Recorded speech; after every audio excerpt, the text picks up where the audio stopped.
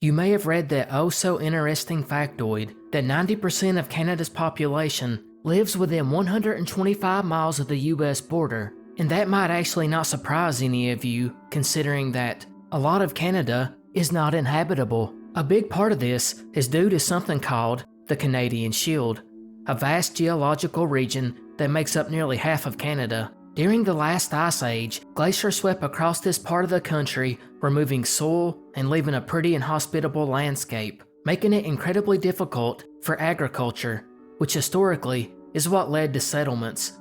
But it's not only the rough land that puts you at a disadvantage, it's also that bone-chilling weather. That, of course, only gets worse when you move further north into the Arctic regions of Canada. But having said that, humans have found a way to live here in small numbers, particularly those peoples that we know as the Inuits, whose villages dot the vast barren landscapes. It's here our first mystery takes place. November 1930, fur trapper Joe LaBelle was traveling through what was then called the Northwest Territory, now known as Nunavut Territory, and he was on his way to hunt some beaver and caribou. On his trip, he would come across an Inuit village off the coast of Lake Angikuni. Now, as mentioned, these villages were not rare to come across. In fact, the trappers and hunters that braved the harsh elements knew where these little communities were located and would often stop on their way and rest, where thankfully, the natives met them with open arms. In this village in particular, Joe had already visited before. Walking in exhausted, he made his way into the settlement, but on his way in, he immediately realized something was off, because Lake Angikuni village was usually pretty busy, which in part was due to the 25 people that lived here. Joe would finally make his way into the frozen outpost and began walking around.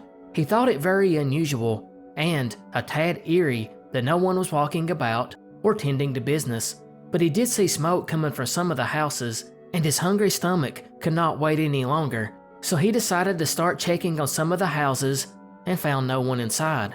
He thought next he would walk down to the fish market where someone was bound to be trading goods, yet not a soul was there. Although everything at the market looked normal and goods set around, he even seen rifles, sleds, and kayaks. He was dumbfounded, but just then, as he was standing there trying to figure out what was going on, he finally seen a fire in the distance, a small fire that seemed to have a cooking pot hoisted above. Joe thought, there they are, and began walking towards it, but on his way, he got a strange feeling. Something was not right, but he kept moving, and he made it to the fire, where he found a pot of meat cooking above it, yet no one was around. Joe continued his search, and nearby he found some unfinished clothing which had needles in it. It was then he concluded that the villagers, for some reason, had to leave suddenly. Even by this point, though, Joe had not considered that something dire had happened, but that would change soon, because he got to wondering which way the villagers had went, because considering there was still fresh meat cooking above the fire, there had to be fresh footprints nearby. But after searching the whole village, he didn't find one human track. But what really freaked him out was when he found the dogs, which had not been barking, for good reason.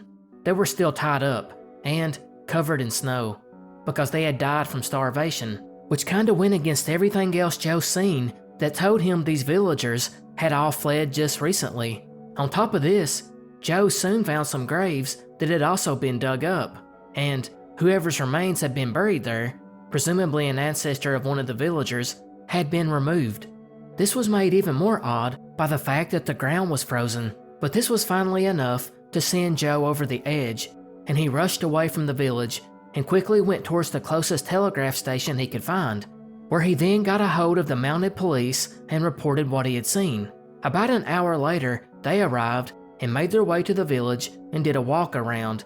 They also did a search around the area and found nothing, although they did at one point reportedly see some strange lights above the horizon, which disappeared within a short amount of time. But these lights were not caused by a fire.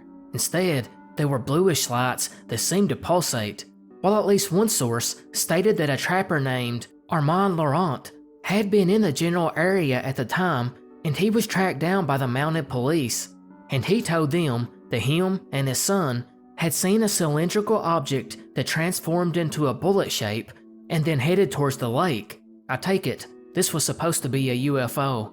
Regardless, the mounted police looked over the scene and was just as puzzled as to what happened, but they were sure of one thing: this did not happen fairly recently. They estimated the Inuits had been gone for at least 2 months before Joe ever made it in, and that's basically it. The villagers were never found again, and it was never explained how these 25 or so people just up and vanished, or why. Or has it been explained? Let's look at the origin of this story first. It was actually written about around the time of the incident on November 27th, 1930, by journalist Emmett Kelleher in an article for a newspaper in Danville, Virginia, of all places. Now, for whatever reason, it kinda just fell through the cracks. It was never really picked up by many publications, but over 30 years later, it was published in a book called Stranger Than Science. So right off the bat, it's kinda weird it didn't make bigger news, and that's led to the top theory that the whole thing was a fictional event. According to skeptics, there's way too many inconsistencies. First of all, the number of people at the village has changed in various tellings. For example, I gave the original number of 25, but variations since have cited a much higher number, even around 2,000 people, which doesn't make much sense at all. Likewise, the original story said only one grave had been dug up. Finally, the UFO part of the mystery was added decades later. And finally, there's just no evidence around the lake that any village was there. Furthermore, journalist Emmett Kelleher, who had written the story, had been accused even before this of writing exaggerated articles. And heck, even in this story of the missing village, he used a photo of a different village and claimed he was the one that supposedly vanished. So there's that. Likewise, the RCMP has officially stated the story was fabricated and marked the case closed. They even cited a large settlement in that area was highly unlikely. However, there are a few things that go against this for the skeptics. First of all, for years, the skeptical argument was this story didn't pop up in the 30s. Instead, it was recorded in that book, Stranger Than Science, in 1967, which falsely claimed that the story really happened in 1930, citing an alleged newspaper article. But the skeptics believed that was nothing more than a fictional short story written for that book, and that no such article was ever written. And they were convinced they were right. But they were proven wrong in this one, because the story was eventually traced down and proven to be from a very real newspaper in 1930, written by Emmett Kelleher, to which the skeptics then changed their argument and said, you know what, Emmett Kelleher made it up instead. But there's other things that could hint at it being real, like Joe LaBelle was a very real trapper that did travel to this very area, and he knew it very well. Now, skeptics have correctly pointed out that LaBelle is not in the records for having a trapping license at this point, but numerous trappers were working illegally out in this part of the country at that time. So the fact that LaBelle didn't have a trapping license means nothing. Although, I have to note, other than this one article, we have no documents by LaBelle that states these events did happen. But another possible clue to it being real is, about 155 miles north of the alleged Lake Angikuni village, another Inuit village would end up playing home to a 10-year-old boy who had apparently wandered in just months after Lake Angikuni village vanished. The boy was not from any of the local tribes and had presumably came from far away, and he was taken in by these people. This story was never followed up on, so his origin is not clear, but it's possible he may have belonged to the Lake Angikuni village and made his way there. Another strange instance was that of an Inuit named Salmek, who was brought to a hospital via the Hudson Bay Railway. He was suffering from frozen legs. Investigators thought he might know what had happened to the village, so they found a translator and planned to question him, but he refused to speak about where he had came from or what had happened to him. So we know the main theory is that the whole thing was a hoax. But let's take a look at the other angle. What if it did happen? Then what are those theories? That's when you get to the more supernatural theories like time loops or reality glitch. Others cite that the lights seen in the sky, assuming they were really seen on that night, were of extraterrestrial origin and had something to do with the disappearance, while there is a conspiracy that the Canadian government had something to do with it, possibly forcing these people to move, or maybe it was the result of an experiment gone wrong, which might also suggest why the mounted police covered up the whole thing. A more down-to-earth theory suggests that the village was quickly abandoned due to an oncoming blizzard that was supposed to hit soon, which might explain why the dogs were buried under the snow. Another suggestion is that the food was running low, but this doesn't explain why they left meat cooking in the pot or why they didn't take any of their belongings. A more dark theory is that the Inuit had a run-in with some trappers who did not have good intentions, or maybe they got into a dispute with these trappers and were forced to leave the village at gunpoint and killed somewhere else. Of course, there was no evidence for this either.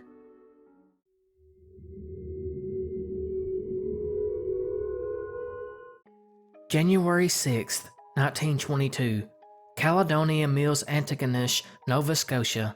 Farmer Leo McGillivray would be a little startled to hear someone knocking at the front door of his home. Not only was his farm in a pretty isolated location, but there was a pretty rough blizzard going on at the time. So Leo expected whoever was there must have came for an urgent matter, and that it was. When he opened the door, he would see 14-year-old Mary Ellen, the adopted daughter of his closest neighbors, Alexander and Janet McDonald. Mary Ellen was here to ask of help from Leo because the family had a very peculiar problem. Apparently, fires were breaking out in the home. That's right, not one fire, multiple. Luckily for the McDonalds, they had been catching them in time before they got out of control, but they kept spawning up at random locations, and now her adoptive parents were having a hard time containing them. Well, this struck Leo odd, as it would anyone, but he decided to go check it out, but not before asking a couple of other neighbors to go with him.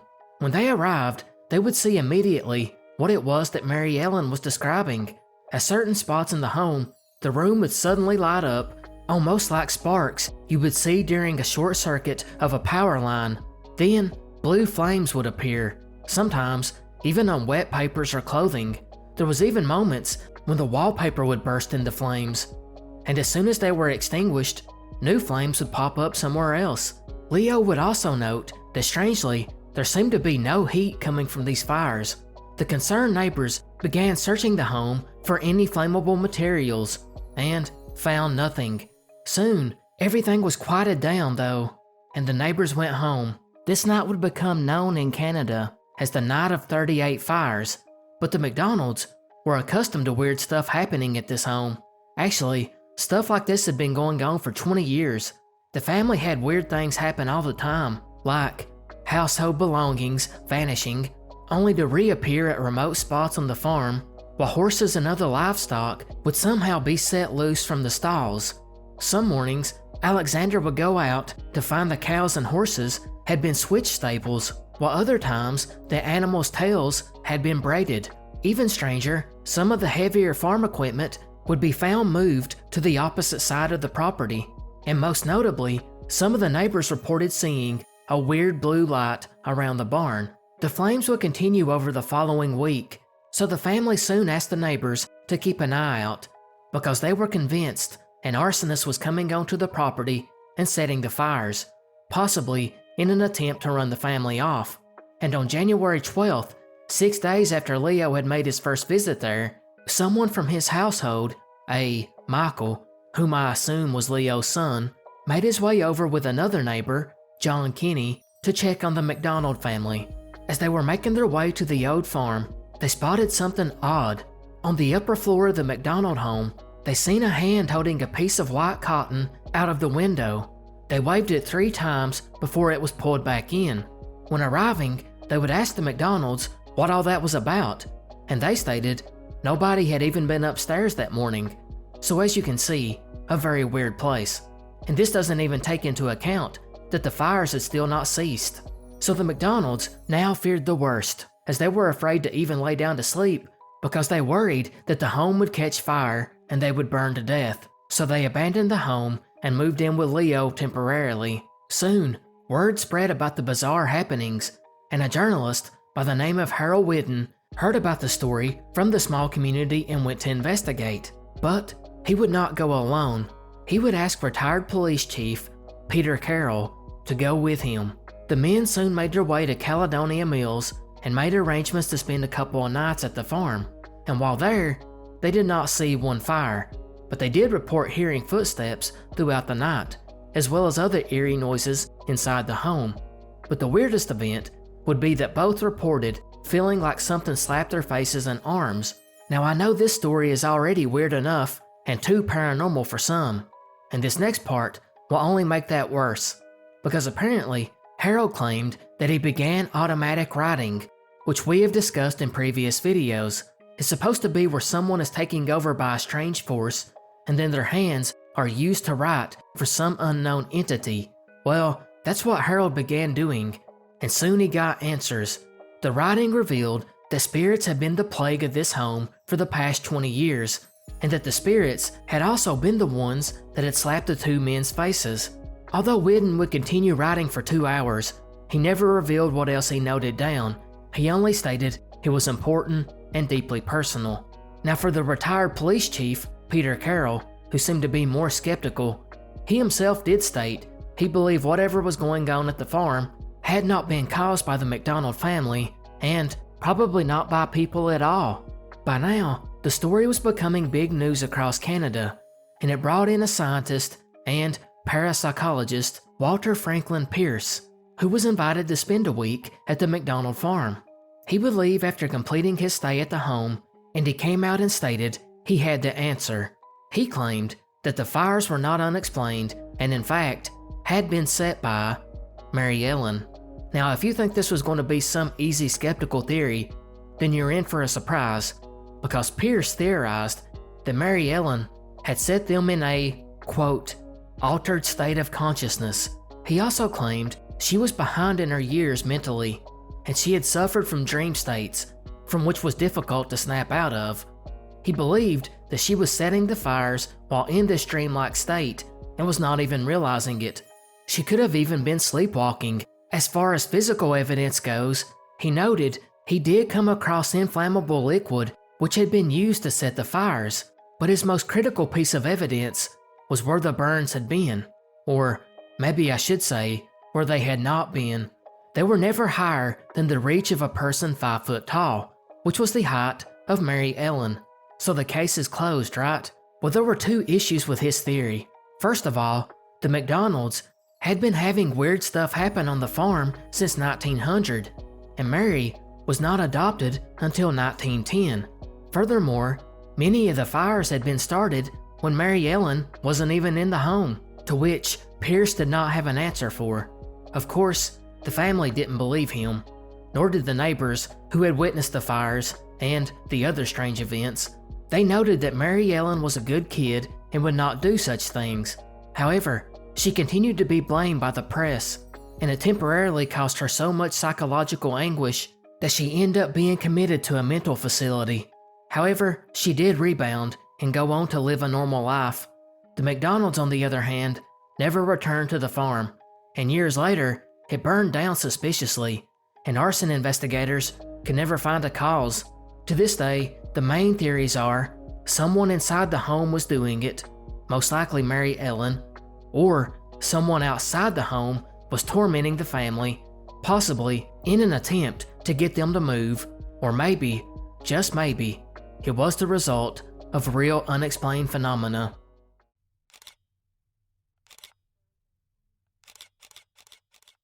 In 1995, a man who has chosen to remain anonymous was on vacation and sightseeing in Seven Chutes Park in La Naudière, Quebec. It was here that he would spend the day exploring the pine forest and waterfall, as well as walking around a rocky peak that looks down over the area. And it's there we come across our first cryptid mystery. As our unnamed man was walking along, he stopped to take some photos, as one might at this location, and after an uneventful hike, he went back to his vehicle and drove home. It was after returning that he began going over his photos that he noticed something odd. In one of them, there appeared to be a tall brown figure standing near some trees. This figure sort of looked like the fabled Bigfoot, although it seemed to have a baboon-like snout. The creature appeared to be staring right at our sightseer, which he thought was odd because he never seen anything while he was out there taking the photos. Even stranger, he noticed whatever this was appeared to be holding something. Many have suggested a white dog. The photographer was so stunned by what he seen that he allegedly went back to take more photos in the same spot, but this time he took along a friend, whom went and stood in the same exact spot that this alleged cryptid did. And then the man took more photos and compared the two. From that, he gathered that whatever this creature was, it had to be at least 8 foot tall. He based that on his friend, who was 6 foot tall and was barely noticeable due to the dense vegetation. Although, I don't think the photos of his friend ever made it online. Regardless, it's went down as one of the most credible and intriguing cryptid photos ever taken in Canada. And to this day, no one is sure exactly what was seen, although there are a few theories. For one, even the biggest Bigfoot proponents note that this thing doesn't fit the typical Sasquatch description, particularly the nose, and they suggest whatever it was did not belong to the Bigfoot family, which has led many to suggest something closer to that of a dogman. And interestingly, the indigenous tribes in Canada have actually long told stories about a cryptid said to inhabit the remote wilderness, and it's known as the Gugway.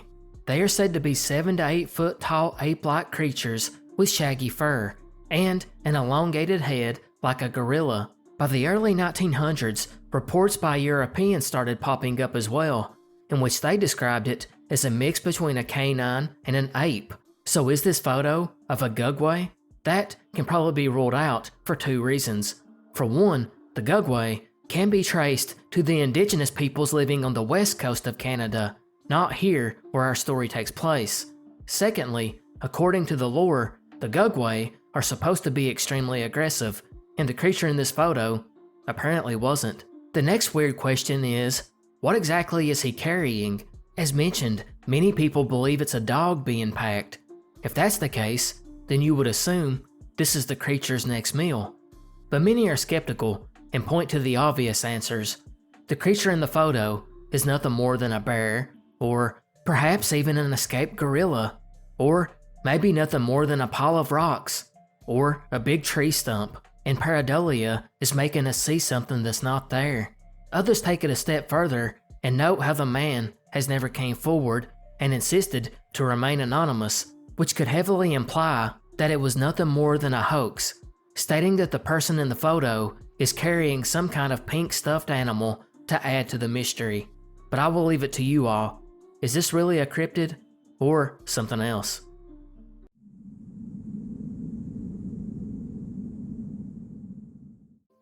September 4th, 2010, 25-year-old Rachel Bagnall and 34-year-old Jonathan Jetté were getting ready to depart on their 3-day hike to Valentine Lake, near Pemberton, British Columbia.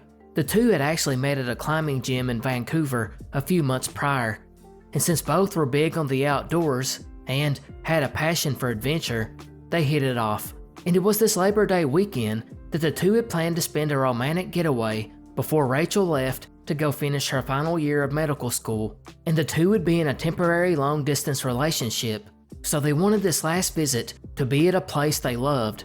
It was a little bit before 7 a.m. when they left Vancouver, and they stopped at a Tim Hortons in Squamish for a coffee and hot chocolate at 7:42 a.m., and then drove through Whistler, Pemberton, and towards Birken. John would park the car on the service road, and from there, it would be a 5-hour hike to the heart-shaped Valentine Lake. The two then presumably got out and began their hike. That Tuesday, after the 3-day weekend, Rachel's sister was supposed to meet up with her, but when she didn't show up, she was immediately alarmed, but thought that maybe the two lovebirds had decided to spend an extra day together, and she decided to wait. However, by the following day, when Rachel still had not returned, she would call the RCMP to report that Rachel and Jonathan had still not returned. It would take a full 2 days after this for the Mounties to finally locate Jonathan's car left on this out-of-the-way Forest Service road. It's there they peeked in to see 2 Tim Hortons coffee cups sitting in the cup holders. Also lying inside was Jonathan's cell phone.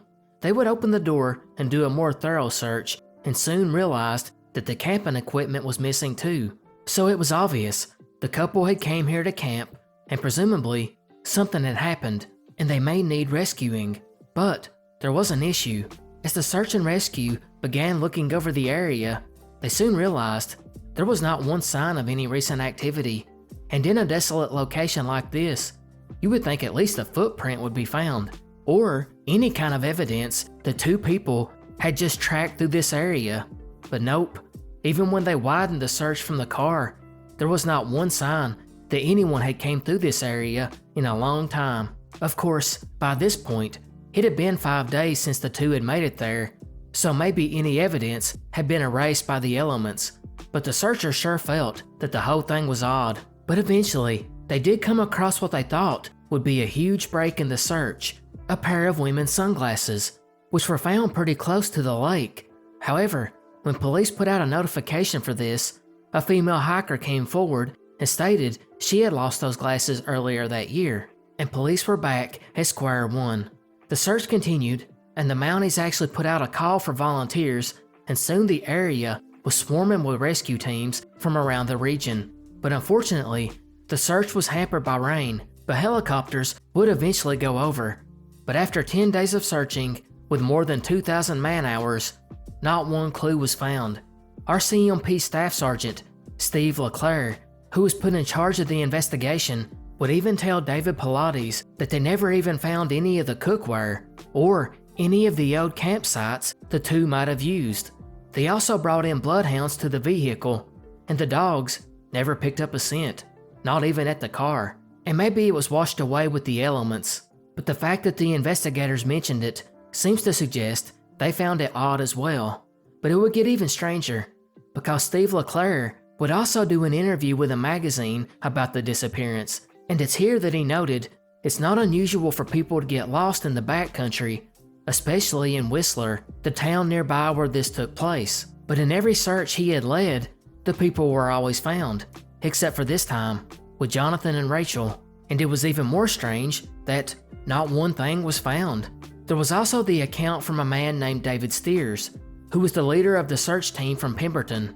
He stated that if Jonathan and Rachel had gotten lost in the mountains or on the trail to Valentine Lake, they would have easily found their way back to civilization. Because of its location, there's just not really a way to get so completely lost that you can't find your way back. Because of this, he believed something had happened to the two. He just wasn't sure what. With the search seemingly going nowhere, both families would get together and hire professional mountain guides, one of these being a 3-time Mount Everest veteran, John Furneaux, along with alpine guide Patrick Delaney, and a very experienced local hiking guide, Eric Vizot. These three would begin searching crevices and other locations in the mountains that the normal searchers couldn't access, like some of the mountain slopes where Jonathan and Rachel could have fallen or even become trapped. But these professionals were stumped too, because their search, which encompassed 110 square miles, found no new clues. That would be it for a while. A few months would go by until the next tip came in, when a hiker claimed he had just heard the story about Rachel and Jonathan's disappearance, and after reading about the case, he realized he had been in the general area around that time and seen smoke rising from a heavily wooded cliff overlooking a creek and on the southern slopes of one of the peaks. Searchers would follow the tip up and go to the exact location given by this man, and again, found nothing. About a month after this, another man in the area, about 5 miles southwest of Valentine Lake, was out chopping wood when he seen crows, or some kind of scavenging birds, circling the same peak that the other hiker had called in about. Search and rescue waited for the snow to melt and went to the area, and again, the RCMP found nothing. In the years since, nothing has been found, although in 2018, shreds of men's clothing was found near a creek in the area, but were later determined to have not been Jonathan's. And that's pretty much it. There's not even a lot of theories. I mean, the obvious one is they had some kind of accident, but considering not one clue has ever surfaced, it makes it difficult to believe. I mean, This wasn't a search that took place years later. This was just 5 days later. There should have been something. And while it's possible the remains could have been taken by scavenging animals, the fact that the tent or cookware or any clothing has never been found is also odd. Not to mention the fact that the searchers noted how it would be almost impossible to get lost and not find your way out, which pretty much rules out that they got disoriented and then died from the elements. There is the one big danger, though, of the crevices and slopes, but considering the family hired 3 professionals to search the area, and one of them being the very best that money can buy in John Furneaux, and these 3 found nothing that indicated the 2 had an accident in one of these areas.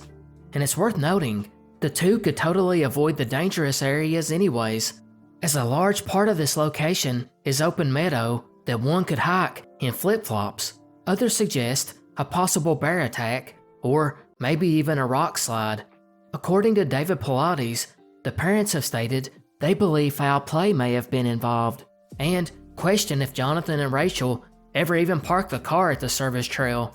This is also believed by a lot of online sleuths, who point to Jonathan leaving his cell phone behind as a clue that they did not voluntarily leave the car there. And detectives have checked their phone records, bank accounts, hacked their Facebook accounts, and went through their homes, and just haven't found anything that could indicate this. And over a decade later, and we are no closer to finding out what happened to them.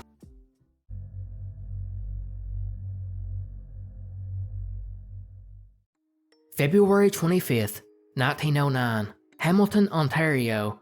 A man named Thomas Kinrade, a local school principal and widely beloved in the community, would head home around noon to spend lunch with his family. Thomas and his wife Isabel were a pretty well-to-do family, which did not come from him being a principal only. In fact, Thomas owned 30 rental properties in town and made a pretty good living off of it. And although their 2 sons had done moved out and started their own families, Thomas and Isabel still shared the family home with their 3 daughters, 25-year-old Ethel, 23-year-old Florence, and 16-year-old Gertrude. The family would enjoy their meal and get back to their day, with Thomas returning to school with his daughter Gertrude, while Isabel would remain home with Ethel and Florence. And it's here that the 3 would begin discussing a problem the family had been having that was now beginning to make them a little bit worried. It seemed that some homeless people had been lingering around the general area and would repeatedly come up to the Kinrade yard and knock on the door and ask for handouts, and they were also said to harass the family. Allegedly, these men came from the train yard, which was located nearby, where it was implied that they tended to ride the rails. But what was particularly worrisome to the family was just the evening before, someone, presumably one of these individuals, tried to break into the home. After discussing the matter with them, and with Thomas I assume, Isabel decided she needed to go to the police department to file a report and ask them to look into the matter, and hopefully disperse the vagrants that now seemed to be living in front of their home, and maybe planning to break in again. So Isabel would head to the police department shortly after 3 p.m., and that's when the nightmare would begin, because it would be sometime after this that the neighbor, Mrs. Hickey, was startled when she began to hear crying coming across the street that seemed to be getting closer to her home. When she opened the door, Florence came running up screaming. Ethel was shot 6 times. Florence was clearly terrified, so Mrs. Hickey called the police and then called the girl's father, Thomas. Now at this time, as you may remember, the mother Isabel had went to the police department to report the break-in from the previous evening, but she had just left as the phone call came into the station. She did, however, happen to stop at a newspaper office on her way home, where she would be stunned to see the news on the office's bulletin board that there had been a murder at her home. So just like Thomas, she rushed back, and this is when things get strange. The police had already made it to the home and were looking over the scene when Thomas arrived, and he would remark, quote, "I expected that something like this would happen," which he did not elaborate on, but maybe he meant because of the break-in, right? However, when police asked him to ID the victim, Thomas was in shock, and I don't mean the typical parent shock one would have over a murdered child. Apparently, When Mrs. Hickey had called Thomas, there was some confusion, and he thought Florence was the victim, not Ethel. So of course, this brought detectives back to the question, what exactly was you implying when you stated you expected something like this to happen? Thomas dodged the question and would later tell detectives he never said such a thing. But from this point, the case would be mired in controversy, because maybe the family who seemed to have it all together and had the perfect little life was not so perfect after all, which we will return to. But for now, the detectives began asking Florence about what had happened, but she was so hysterical she could not tell much, although she did give a good description. The man was about 40, medium height and medium weight, and had a thick brown mustache. Most curiously, he was dressed better than the typical vagrants who had been seen in the neighborhood. Police would eventually calm her down enough, and Florence would begin telling the awful tale of how her sister was murdered. She recalled that the two were preparing to go on a walk, and were putting on their street clothes when Florence noticed she had a hole in one of her gloves, so she went downstairs to get a needle and thread to mend it. But while she was downstairs, the doorbell rang, so she walked over and opened it to see one of the vagrants, and he asked for food. Florence told him to wait, and she would get him something to eat, but he shoved her out of the way and burst inside and demanded she go get money. This, of course, frightened Florence, and she quickly agreed to his demands and ran upstairs to get $10, or about $350 in today's money. When she got upstairs, she whispered to Ethel to lock herself inside, but she was not sure if she heard her or not. But Florence went to her room anyways, and panic set in. She did not know what to do, and while trying to think quickly, she heard a loud, unsettling noise from within the home. Whether this was the wood creaking or the house settling, it's not elaborated on, but this sound snapped Florence out of her hesitation. She quickly grabbed the cash and ran downstairs to hand to the intruder. Now some people might consider this odd, because the smart thing to do here might have been to stick your head out of a window and call for help, or maybe lock yourself inside with your sister, but maybe it's because she was too panicked. Regardless, it only got stranger from here. After handing money to the vagrant, she ran into the parlor room, kind of like the equivalent of a living room today, and it was here she tried escaping out of a window, but the man rushed into the room and grabbed her. But Florence would get away, and how she did, she never explained. But she ran into the kitchen and then out the back door into the backyard, where she panicked again, because although the neighbor's home was right there out the back door, she did not ask them for help, nor did she try to jump the 3-foot-high fence and escape.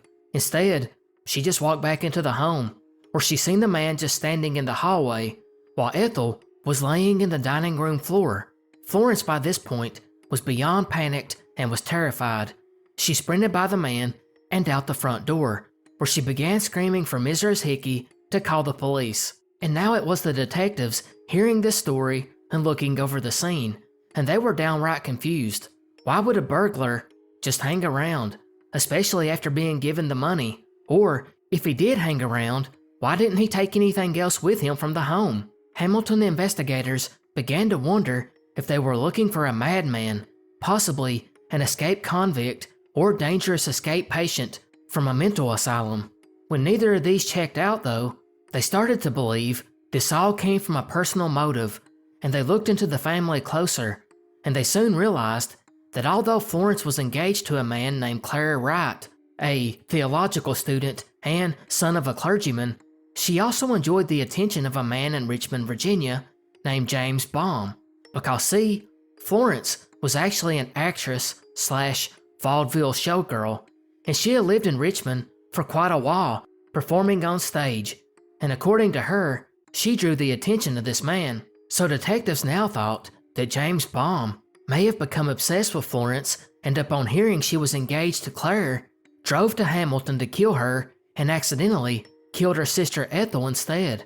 But when investigators interviewed James Baum, they soon found out that Florence's story didn't check out completely. For one, James was under the impression that the two were engaged, as he was her boyfriend in Virginia. This was not Florence's only inconsistency though. Her story changed numerous times. As an example, she began telling police she was in the bedroom when the shots were fired, when before she claimed to be outside. Then, in other interviews, she stated she seen the man shoot Ethel. Even stranger was the autopsy, which, when completed, revealed that Ethel had been shot 4 times in the head, yet survived. And 15 minutes later, when she was still breathing, 2 more shots were unloaded into her heart. If that wasn't sketchy enough, a coachman was sitting outside a neighbor's home in his horse-drawn carriage waiting on a passenger around the time all this happened, and he would testify he saw no one entering or leaving the home other than Florence. Police, however, could never find the gun used in the murder, so they could not conclusively link it to Florence, although they did find out later on that when she lived in Virginia, she carried a revolver, but according to her, she sold it before returning to Canada. Now remember how I said the family may not have had this perfect little life that they showed to the outside world? That's where this comes into play, because Florence was in regular contact with James, and the family did not approve of this relationship. And in fact, one of the last letters sent from James was intercepted by Ethel and her mother Isabel. When James was asked about this, he would relate that Florence had told him she was actually a divorcee after being forced to marry a man that her family had chose. And that was a complete lie. While all this was going on, she was also exchanging letters with a man named Harold she had met through a dating ad. I also have to note here, her family did not approve of her career choice, but the sources are kind of contradictory. Like, some say the family didn't even know she was an actress, and that she had told them she only performed in church services, because back then, churches often hired singers, and she did not want them knowing that she was an actress because they disapproved of the immoral lifestyle, especially her sister Ethel. So because of this, Florence took the stage name Mildred Dale. However, some sources state that they did know she was an actress and didn't approve, but they wanted to give her an opportunity to prove herself, but they did not know that she was a showgirl. So I'm not sure which one is accurate. But to make this a bit stranger, Florence also collected and compiled a scrapbook of fictitious newspaper clippings which described performances she never gave and documented awards she never received. There was also said to be tension between the two sisters because Florence was so pretty and got to go tour the States, while Ethel remained at home and essentially became the in-home maid. It was also rumored that Florence was the favorite of her parents, while Ethel was basically ignored. So investigators were now confident. Florence murdered her sister at an opportune time when everyone was gone and the family had just had an attempted break-in. It was the perfect time. But the family stood behind Florence and protested her innocence. In fact, the family lawyer pointed out everything the investigators brought up, like all the boyfriends, the lies about her acting, the collecting of fictional accounts of her career didn't mean anything when it came to the murder, and it was all just character assassination. Not to mention, the attorney had gotten a new lead altogether, and it goes back to James, her boyfriend in Virginia. He would tell a coroner's jury that an unknown man had been stalking Florence when she lived in Virginia. At one point, she even showed James a threatening letter that she had received from this man. She had even received gifted chocolates from an anonymous fan, thought to be the same person that was stalking her. Florence would throw away the chocolates for fear of them being poisoned. Of course, Florence had already been caught in a bunch of lies, and maybe this was one too, but with this lead out here now, police had to at least consider the fact that she did have an obsessed fan that stalked her back to Hamilton and then accidentally killed her sister, which makes a little bit more sense, because presumably a fan would have never seen Florence up close and would have instead seen her from the audience, meaning a mix-up could have been possible. Regardless, the coroner's inquest was underway, and Florence was grilled about her private life and at times would burst into fits of hysteria, one time collapsing and had to be carried out of the courtroom crying, "I see that man, he will shoot me, he will shoot me." People are divided on if this was just Florence acting like she was having a breakdown, or if she really had one. At the end of the inquest, the jury ruled that Ethel met her demise by persons unknown to them, because the Crown had not provided good enough evidence to take it forward. But they offered a disclaimer: the Crown should continue on with its investigation. However, that was it. The Crown conceded defeat and dropped the investigation altogether. Florence went on to marry Claire, who died in 1918 of pneumonia, leaving Florence a widow. She would return to acting and died in LA in 1977. After having a pretty decent career in Hollywood, Thomas and the rest of the family end up moving after the media circus and lived out their life in Calgary. To this day, an official suspect has never been named, but the majority of the armchair sleuths believe that Florence murdered her sister Ethel over family tensions, and then was somehow able to quickly get rid of the gun before police made it to the scene. Then her family defended her to keep from losing 2 daughters. Others think, however, she hired a hitman, possibly one of the vagrants near the home, to do the deed and flee, which would explain how the gun vanished so quickly. Others think that Florence indeed did have a stalker from Virginia that followed her back to Hamilton and then accidentally killed Ethel, thinking he had found Florence, and once realizing his mistake, fled the scene. While a few do genuinely believe that one of the vagrants broke in and killed Ethel, and in a panic, Florence made some bad decisions which made her look guilty. Today, the case is known as the Canadian version of the Lizzie Borden murders.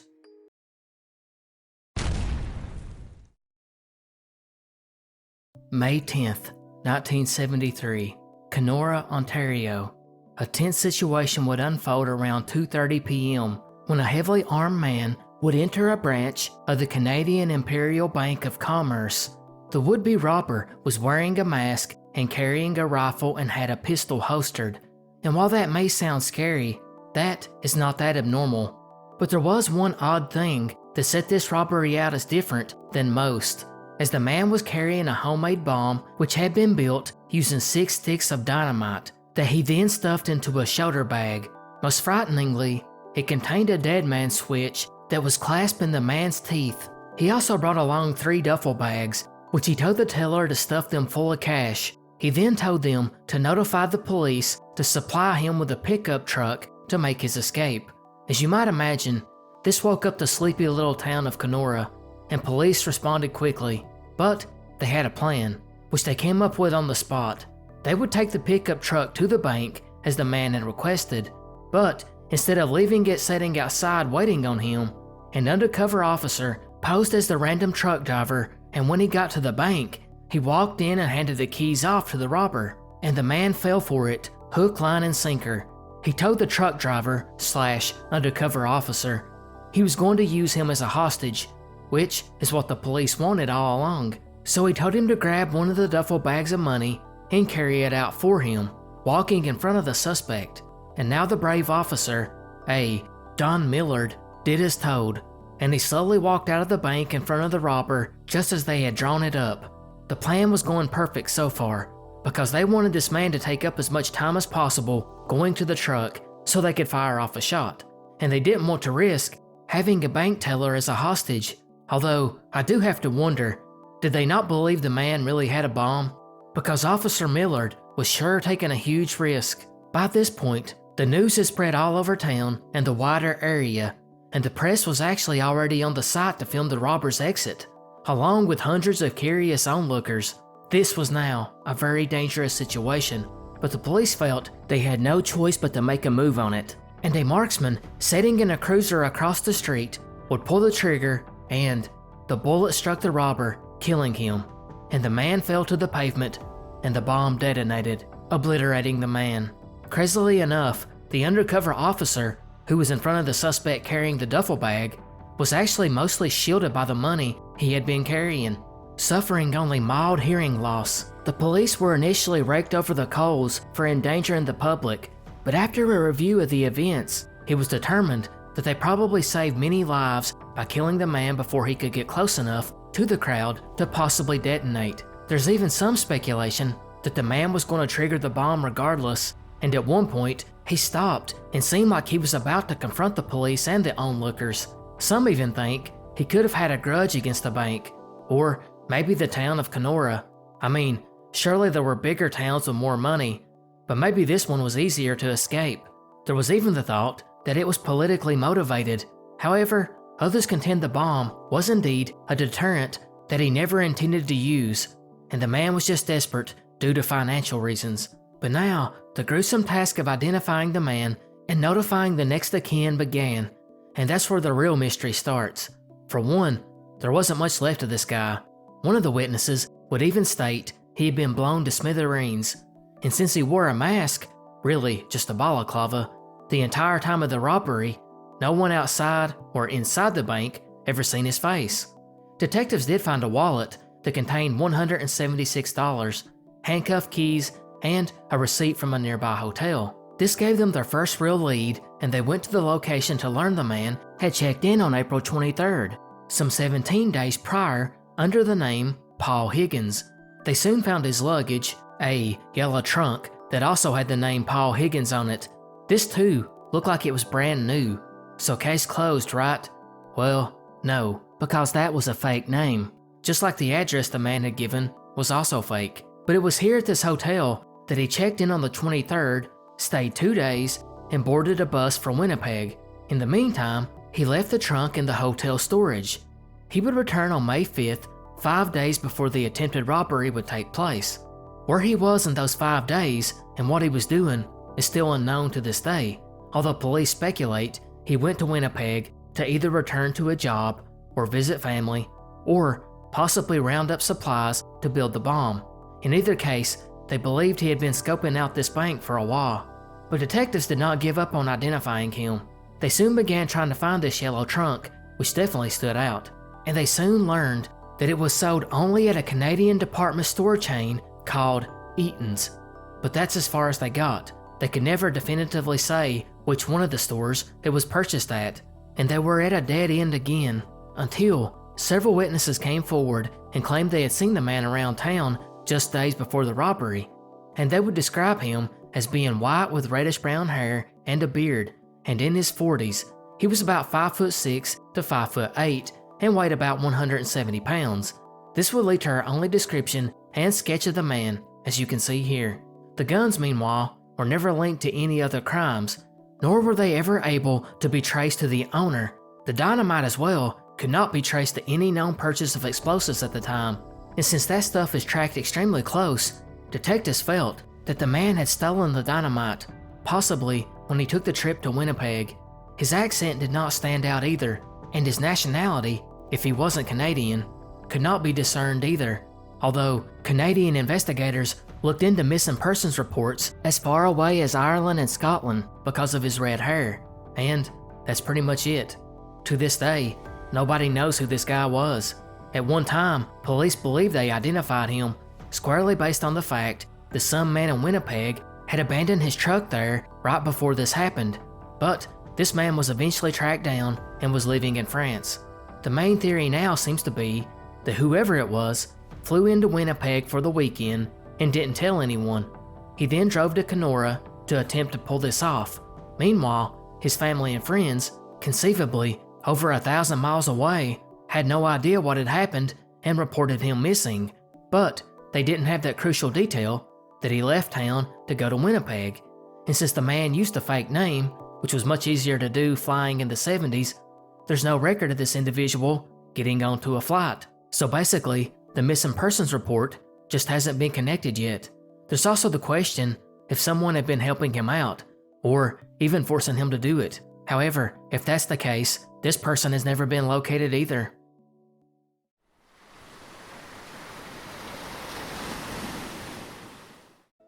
July 5th, 1976, Cape Sable Island off the coast of Nova Scotia. Angler Eisner Penny was out on the water like most early mornings. This one, however, would end up being a little different. As he looked off into the sea, something would catch his eye. He seen some kind of creature slowly rising and then diving back down into the water, and while that's not unusual, this thing was massive. Eisner stared at it and eventually came to the conclusion that he was watching a whale, something not uncommon. But it began to approach the boat, and as it got closer, Eisner began to doubt that this thing was a whale. As it got near the boat, it was now poking out of the water a good 15 feet, and it just kept getting closer and was approaching the stern. That's when Eisner quickly opened the engine up and got out of there before the animal could crash into the boat. Now Eisner had 3 decades of experience out on the ocean as a fisherman, and in all that time, he had seen a lot of whales, and it's because of this, his account should have carried some weight. But it did not at first, because as he got back to the shore, he immediately told a few of his friends who were also fishermen, and they didn't believe him. In fact, they started making fun of him and cracked many jokes at his expense. But it would be a few days later when these 2 friends, Keith Ross and 24-year-old son, Rodney, were anchored out in the foggy waters when the younger Ross would see a creature moving about in the water. He called for Keith to come down, who looked and identified it as a sunfish. But as they got closer, both Keith and Rodney knew that assessment was wrong, because now they realized this was something they had never seen before. The creature was about 50 foot in length and started coming out of the depths and headed straight towards the boat.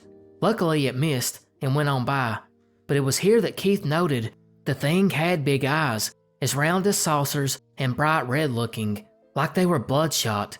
They also popped out of the side of its head and were not in sockets.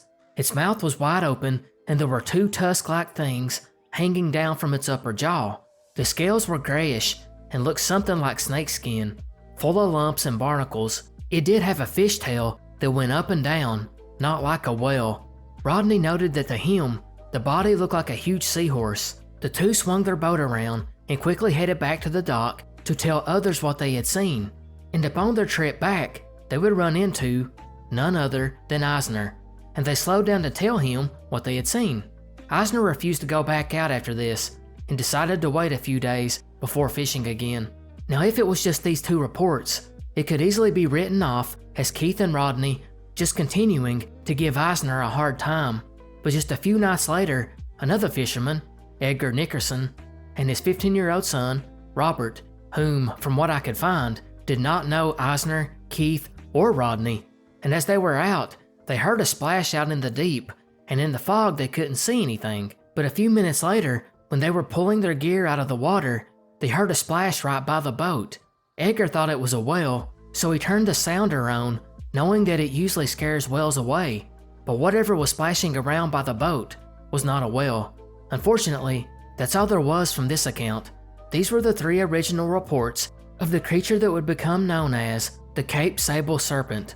He wasn't spotted again until May 4th, 1997, when 2 fishermen, Charles Bungay and C. Clark, were off the coast of Fortune Bay on the southern coast of Newfoundland and found what they thought was a bunch of floating garbage bags.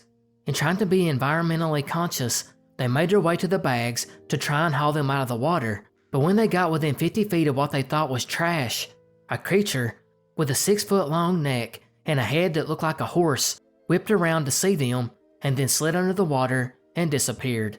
This was the last official sighting of the Cape Sable Serpent.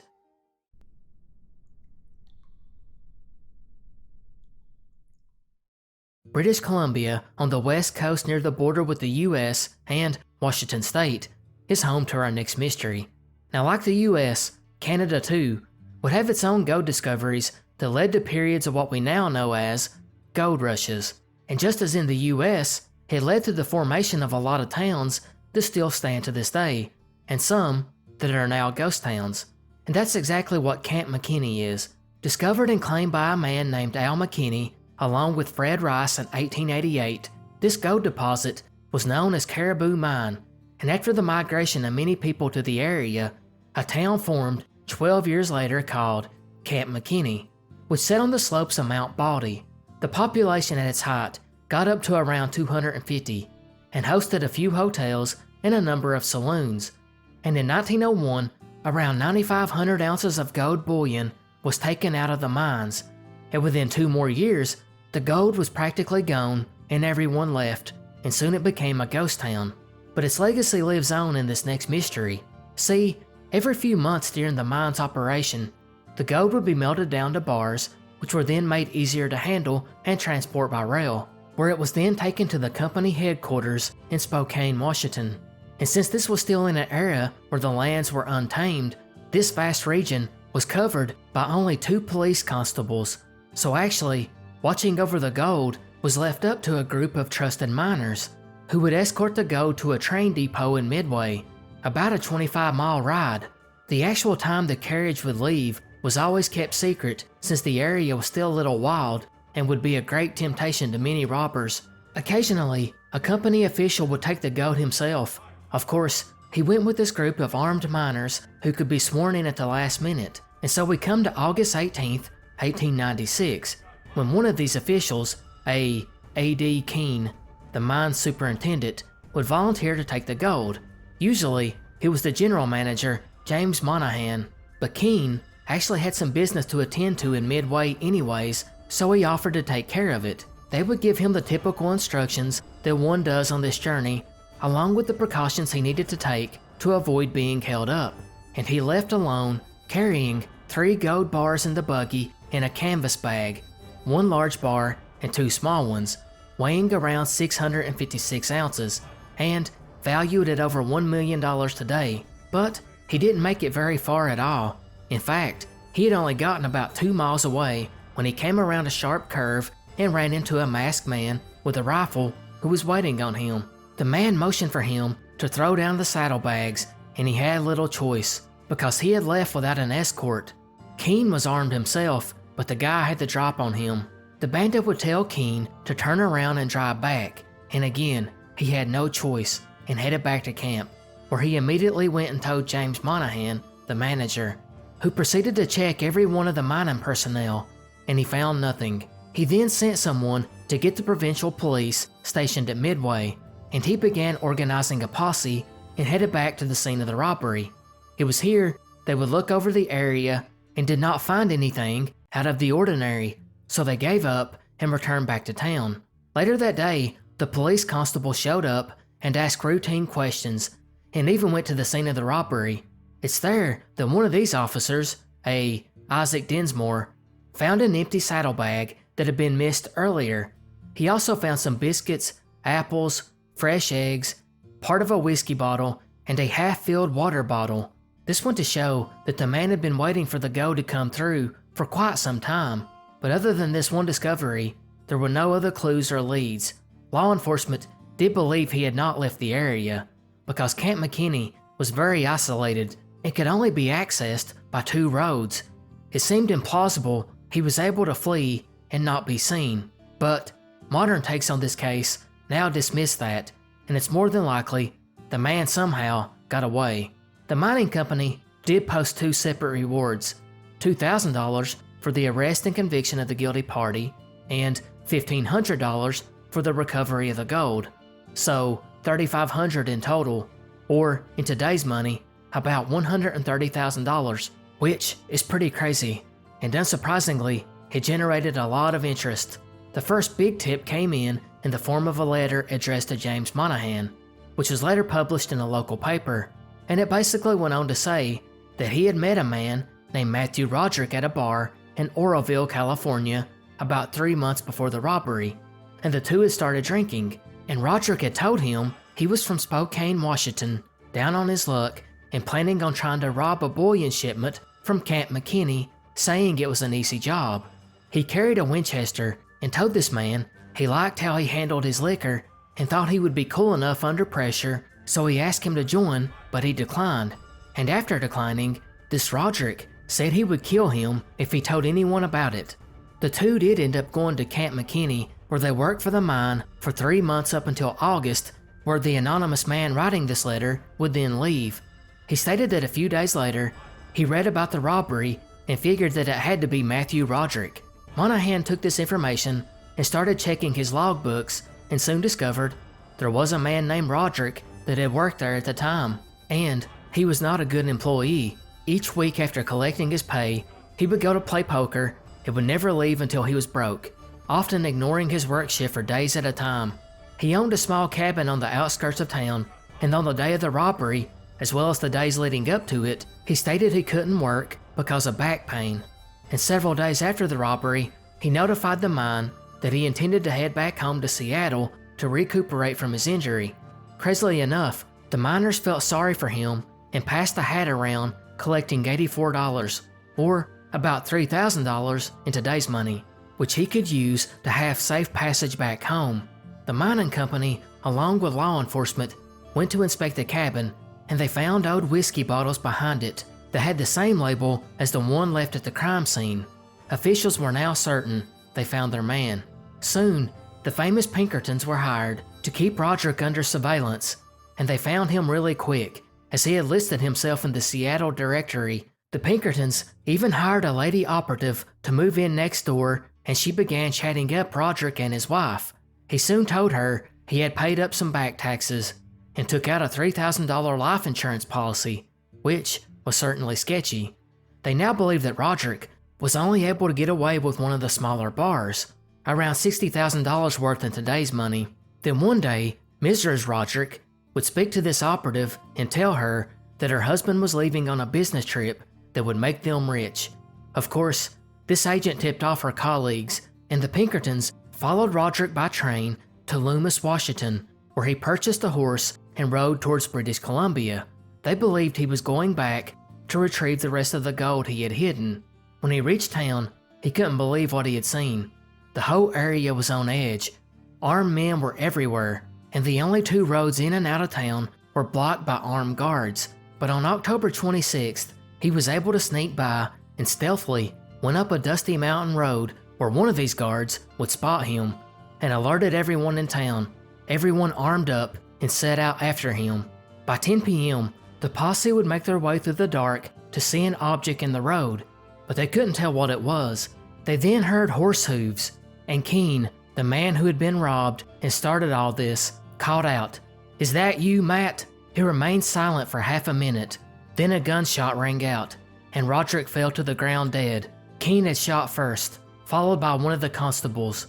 The rifle Roderick was carrying was later identified by Keene as being the one he seen at the holdup. They also noticed the rifle had a rag stuffed in the muzzle, and it and the pistol were covered with rust and dirt, meaning Roderick had buried them previously. They also discovered that Roderick was wearing a coat made with a special vest inside that contained two huge pockets, large enough for the gold. And speaking of, it was not on him, nor was it anywhere around. It seems like he was on his way to recover it, and was killed in the process. Keene was not charged with his murder, and has since been absolved of the fictitious story that he promptly took the gold without an escort. Apparently, the company had for months now quit taking an escort, and they even announced the times that the gold would be coming through. The papers covering the story remarked it was more of a mystery how it took this long for them to be robbed. But the real mystery in this is, there are two gold bars hidden in this area.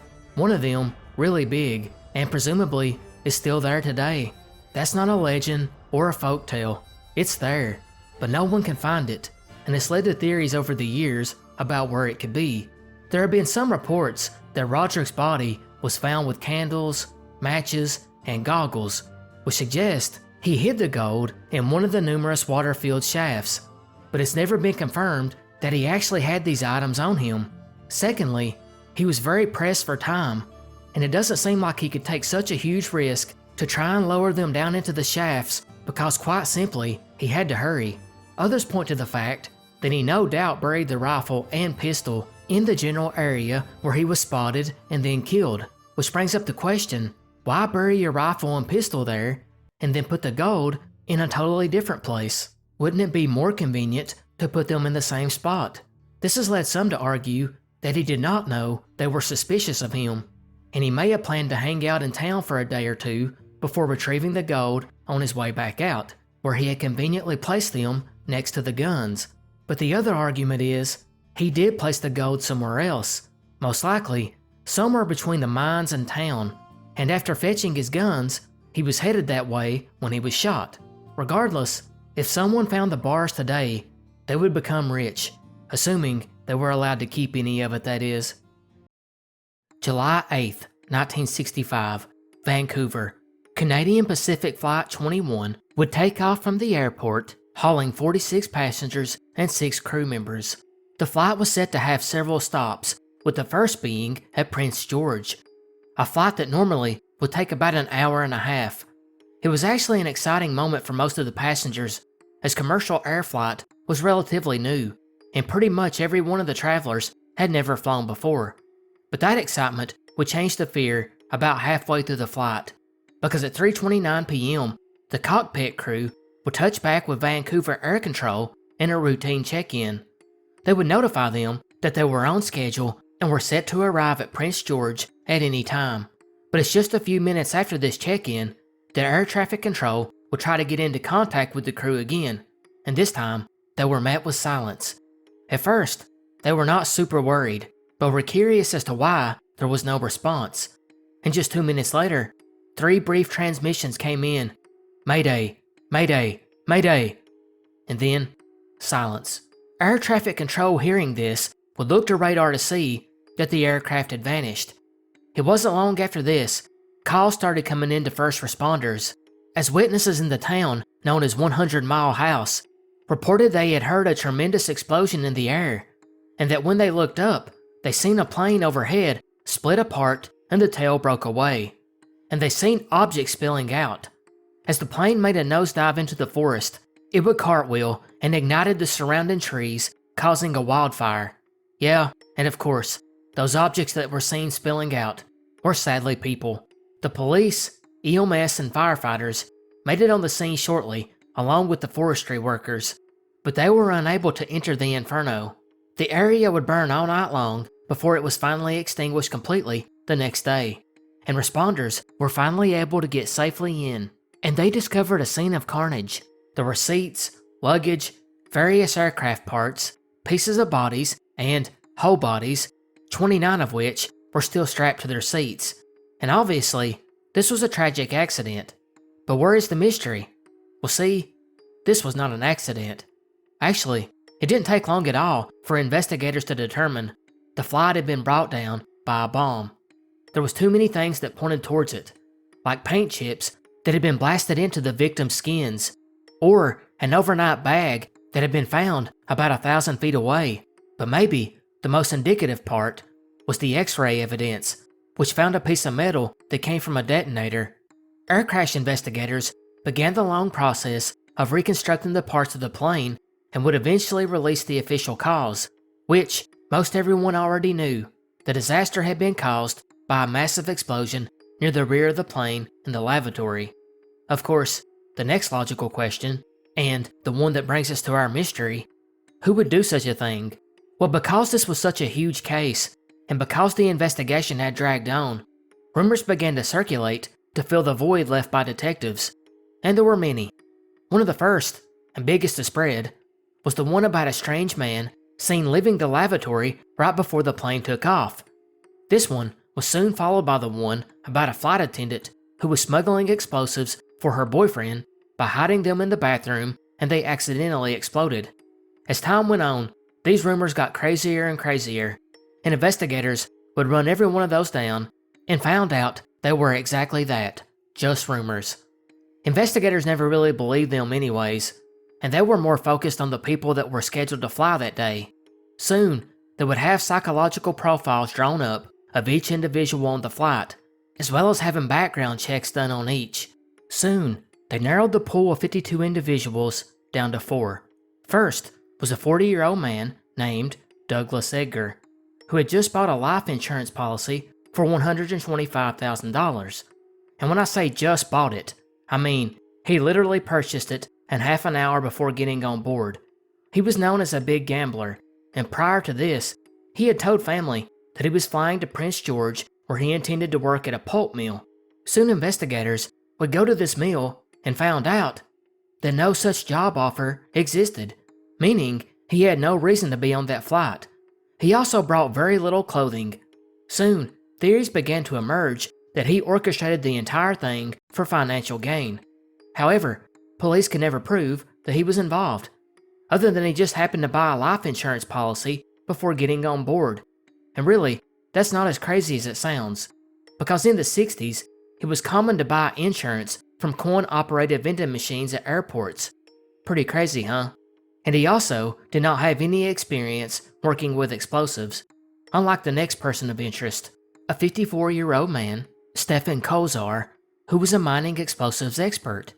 He was known to have a really bad temper, and he was also previously charged and acquitted of murder just 7 years prior.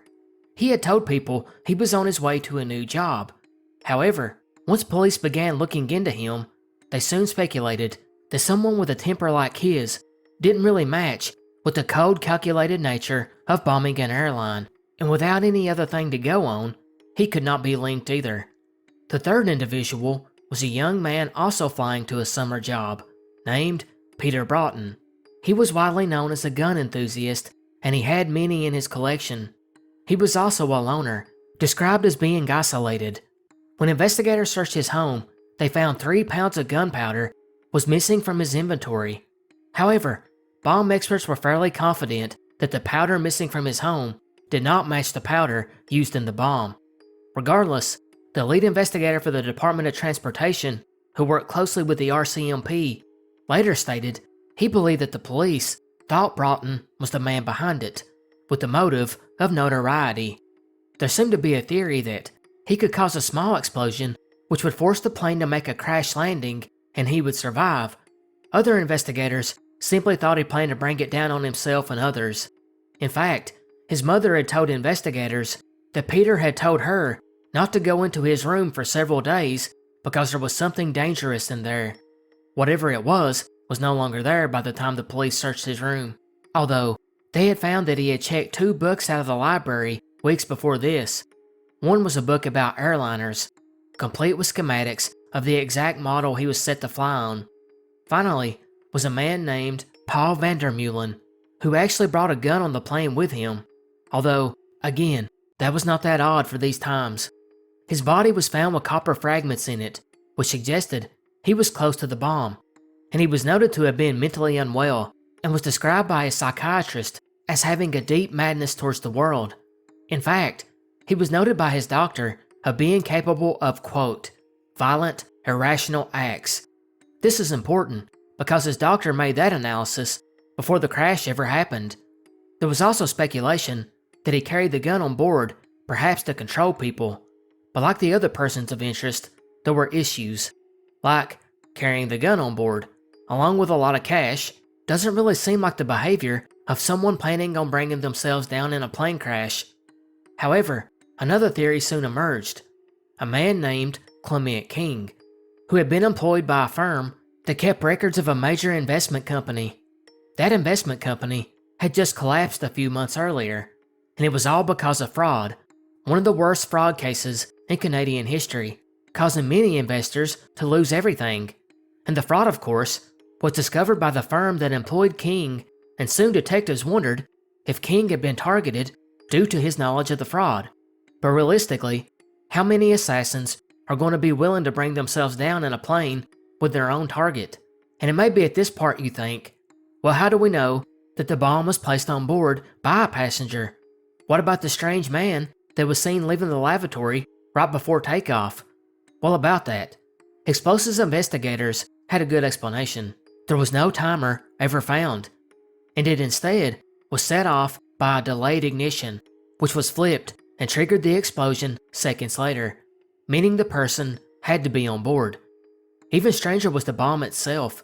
When bomb experts began looking into it, they eventually discovered that the bomb was actually 2 different types taped together, like a hybrid, which investigators never really could figure out why. The case has been cold for decades now, and it's almost certain that it will never be solved. But we'll go over the most likely suspects before we close this out. Today, most seem to believe that it was Peter Broughton. Next is Paul Vandermeulen, whose psychiatrist had marked him as a person who could commit violent irrational acts before the flight. Surprisingly, Douglas Edgar and Stefan Kozar have basically been ruled out at this point, and most suggest that if it wasn't Broughton or Paul Vandermeulen, then it could have been a disgruntled airline employee who just had a vendetta against his employer. In 1905, a man named Sir Cecil Edward Denny would publish a set of memoirs entitled The Riders of the Plains, a reminiscence of the early and exciting days in the Northwest. Denny, although not as widely known as some of his contemporaries who moved westwards across Canada, had a storied career. He was born in England in 1850 and would make his way across the Atlantic in 1874, where he would soon be instrumental in the founding of the Northwest Mounted Police. During that time, he would rise to the rank of inspector, and he would even be one of the signatures on the Treaty 7, which was an agreement between the Canadian government and several First Nations tribes, specifically the Blackfoot. After working for the police for about 10 years, he resigned and became an official for the Federal Indian Department, and maybe the height of his career was when he was placed in charge of several Western Native peoples after the Northwest Rebellion, so it's with no wonder that there would be an interest in his memoirs, as he was at the front of a lot of the important parts in Canadian history. But it's in one chapter in this book that our mystery comes from, the one called A Strange Adventure, where Denny would record in the summer of 1875 that he was traveling along the Oldman River near Lethbridge, Alberta, Canada, en route to the foothills to do some fishing and hunting.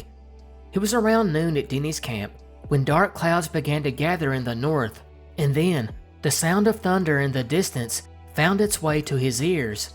Since he was only halfway through his trip, he decided to move as fast as possible, so he headed west. But it just got darker and darker. He knew a severe storm was rolling in, and while the storms in the mountains did not last long, he knew they could get intense, and from all signs, this one was going to be rough. And Denny was not wrong. This storm was a bad one. The wind was very strong. Heavy rain poured down, which was then followed by hail. The lightning was the worst part though. It seemed to strike constantly, only to be followed by the thunder, which seemed to rattle the air.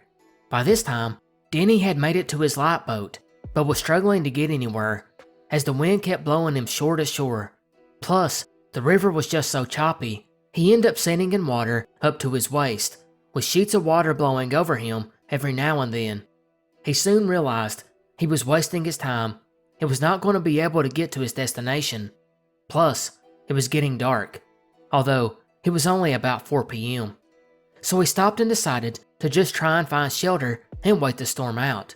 He soon spotted a patch of trees on the bank and made his way towards it. And as he got closer to the shore, the storm calmed down some. And it was then, after it got quiet, that he could hear drums and voices. And he knew he was not far from an Indian camp, and he'd already been told before he went on this expedition that this very camp was in the area. So he landed, tied up his boat, grabbed his gun, and moved towards the ever-beating drum. But by now, the storm had started again, and this time, it was worse than before, with the lightning flashing to the point that he felt blinded, and the thunder felt like an earthquake. He began moving faster, trying to keep away from the trees, knowing the danger of being close to one in a storm. Finally, he came to a large clearing in the distance, about 200 yards away, and he seen the Indian camp. There were men, women, and children moving around the lodges, but something struck him as odd. Typically during a storm, the Indians would keep their tents closed, because they believed that the thunder was the sound of their god tossing rocks from the mountains, and because of that, they always stayed inside.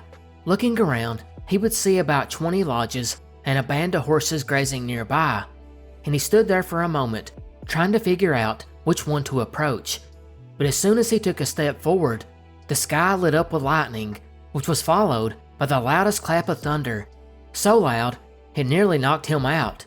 He soon realized that beside him, the lightning had hit a tree, splitting it in half, and the shock from it threw him down to the ground. It took him a minute to regain his senses, but now getting inside on one of these lodges and getting protection with the Indians was the top priority, because this was a very dangerous storm. So it must have stunned Denny to look up and see that the camp was gone. The storm was still raging, but he was able to see well enough to know that everything was gone. No tents, people, or horses. He tried to make sense of what had happened, but it was unexplainable, and now he began to panic. And without even thinking, he ran towards the river about a quarter a mile away, dropping his gun as he went. He finally made it and looked back, and there was still no camp. Nothing, other than the storm and the trees. He was exhausted, but had few choices. He was too scared to go back to the boat, so he made the long walk down the river to a fort about 15 miles away. He was soaking wet and made it about midnight and went straight to bed without telling anyone. He was just too tired. The storm raged all night. The following morning, he would get up and went to breakfast and began telling his fellow officers what had happened. They all just laughed and stated he imagined the whole thing, but Denny knew what he had seen, and he planned on going back to that very spot to see for himself. He knew he wasn't crazy, so he left again, this time with an Indian guide and an interpreter. When they got there, it was completely desolate. There wasn't even any sign that a camp had been there recently, just some old stone rings and overgrown grass. The interpreter told him the area had been the site of a massacre when the Blackfoot tribe attacked and killed a Cree settlement years ago. The three then did a simple search of the area and pretty quickly found 2 old skulls in the grass. They also found that the tree had been struck by lightning, and he also found his gun and boat. Denny would then close the account by saying he knew that it had happened. He was sure of it, but he just couldn't explain it. So what are our theories? We'll start with the most likely, and the one that's mentioned most by skeptics.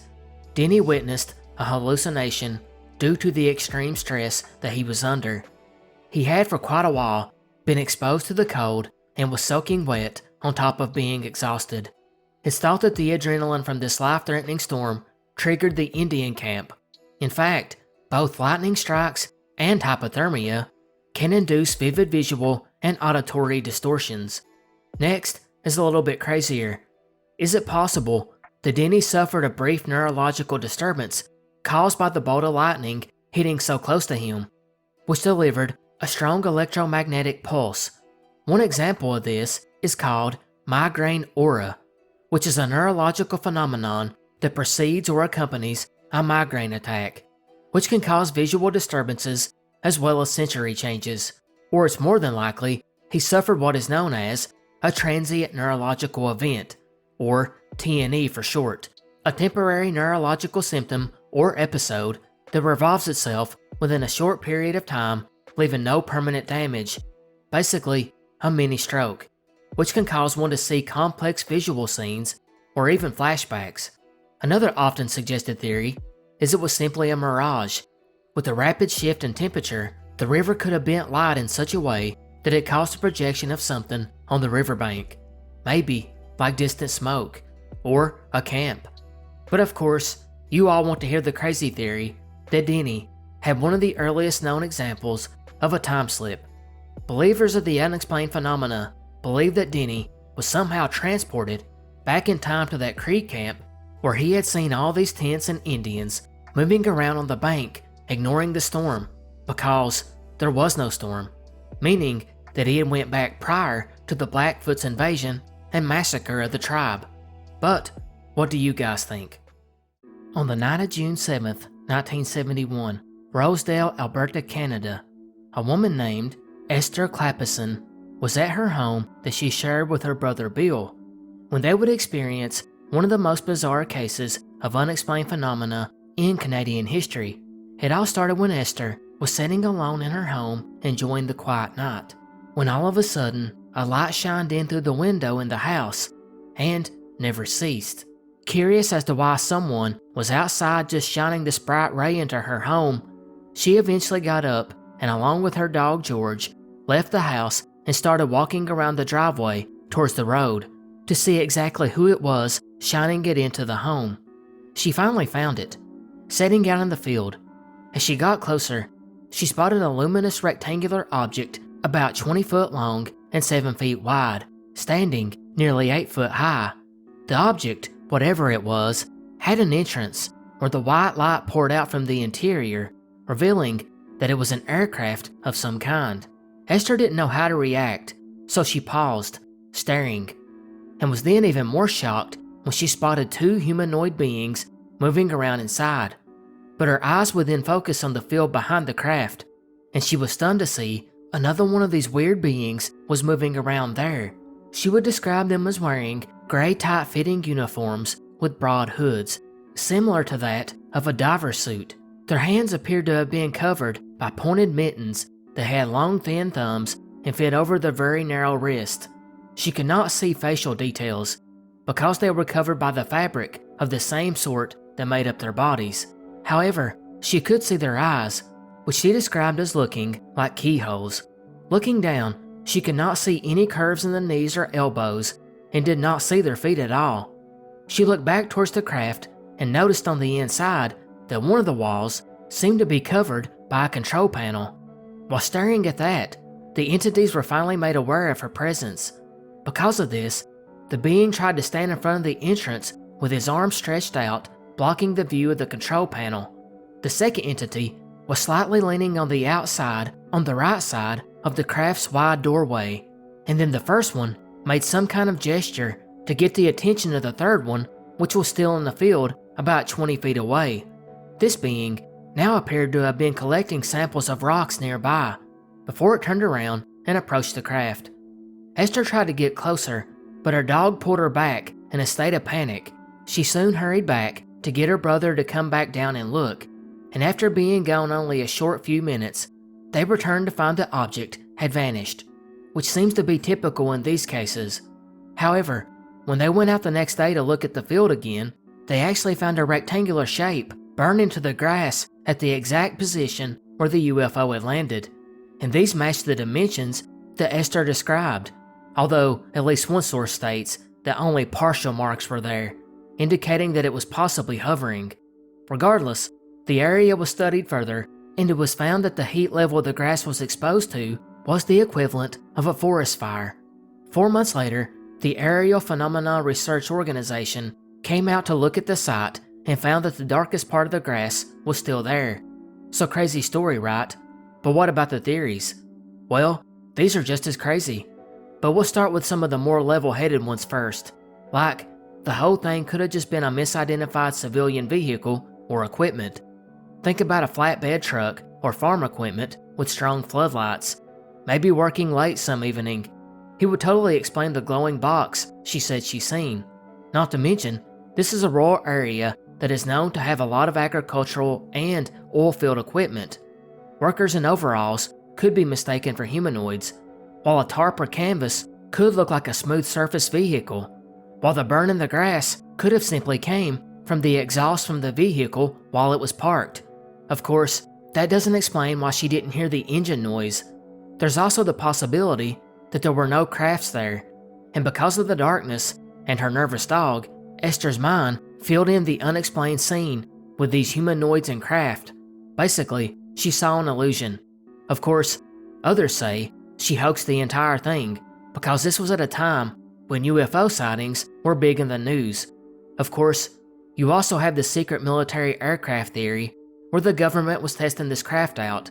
That could explain why it took place under dark, and why they were wearing these greenish-gray suits, along with trying to hide that control panel. But another theory you're waiting on is, what if it was a real UFO that was for some reason hovering in this location? Maybe that third being had gotten off the craft to take samples of rocks for some bizarre reason, or maybe they were just taking multiple samples from Earth. Regardless the reason, it's a crazy case, and I'd love to hear what you think. September 1906. In the small town of Cobalt, Ontario, a group of men building the framework of a mine would spot a creature that has long intrigued the cryptid community. It all began when off in the distance, they spotted a creature walking on 2 legs. This thing was about 7 to 8 foot tall and near 400 pounds, covered in dark brown, almost black hair. But the most odd characteristic was its yellowish blonde hair that stuck out like a sore thumb, eventually leading to this thing's name, Old Yellowtop. Over the duration of working on this mine, they would continue to see the creature off in the distance, and even seeing it relatively close a few times. They reported that whatever it was, it did not seem aggressive or territorial, more like it was curious than anything else. However, construction on the mine was finally completed later that year, and the men packed up and left. And that was it for a while. Actually, for about 2 decades. It would then be in 1923 that 2 prospectors in Cobalt were out working in the woods when they came upon what they first believed was a bear. It was crouched down under a bush eating blueberries and did not see the men. Since it was blocking the path, they figured they needed to scare it away, so one of them decided to toss a large rock at it and hit it from behind, and sure enough, they did. And then the rock bounced off its back, and the creature jumped up 2 feet turned towards the men, walked forward a bit to get a better look, and then walked away. They would describe it as being covered in black hair, but having yellowish on top, and then the men assumed, whatever it was an adult. After this, and a few more sightings, the cryptid would become well known around the area, but it went into hiding again and wasn't spotted until 1947 by a woman and her child, and they stated he was walking along the edge of the forest heading towards the lake. The creature by this point would have been about 40 plus years old. Searchers did eventually find the big tracks left behind, and some reported hearing growls coming from the forest that night. The final sighting, and maybe the most important, came in 1970 when a bus driver taking 27 miners to work seen a much older yellow top crossing the road directly in front of the bus. It actually caused the driver to slam on the brakes to avoid hitting it, and this driver had always stated he had not believed the story of Yellow Top and thought that people really seen a bear, but after this, he would state that he was wrong and that Yellow Top was definitely not a bear, because it walked too smoothly and effortlessly on two legs. Now what's interesting with this sighting was not only were there 28 witnesses, but they described the same creature, yet more mature. The yellow hair on its head was now a yellowish white and hung down to its shoulders. By this point, the creature would have been 60 plus years old, which might be why it was the final sighting, most likely passing away from old age. And while this sounds like nothing more than another wild cryptid tale, in this case, we do have at least one photo, one that is well known in the cryptid world, but it has just as much confusion around it as the cryptid itself. It is often mistakenly referred to as the 1923 Old Yellow Top photo, but it was not taken in 1923. Here's where it gets conflicting. Some sources claim it was taken in 1978, which would mean that it happened after the last confirmed sighting in 1970, while another source claims it happened in 1976, so it's just mislabeled on various sources. Regardless, we know it happened sometime in the 1970s. Of course, the photo is in poor quality, so you can't really see anything, and a lot of people think it's just a sunlit branch or log, or maybe even a doctored photo. But it's time for theories. What do you think it was? Well, looking online, the theory that comes up most often is a black bear. Actually, in two of the sightings, 1923 and the one in 1970s, the witnesses at first thought it was a bear. And actually, bears can develop yellow stained or sun-bleached patches, especially after feeding on berries, which could explain the yellow top on its head. Next we go to a hoax. I mean, there's only the one photo, and the quality is terrible. Not to mention, many point out things on the photo which indicate that it was altered in some way. Of course, it's also possible that people are just seeing faces in random patterns.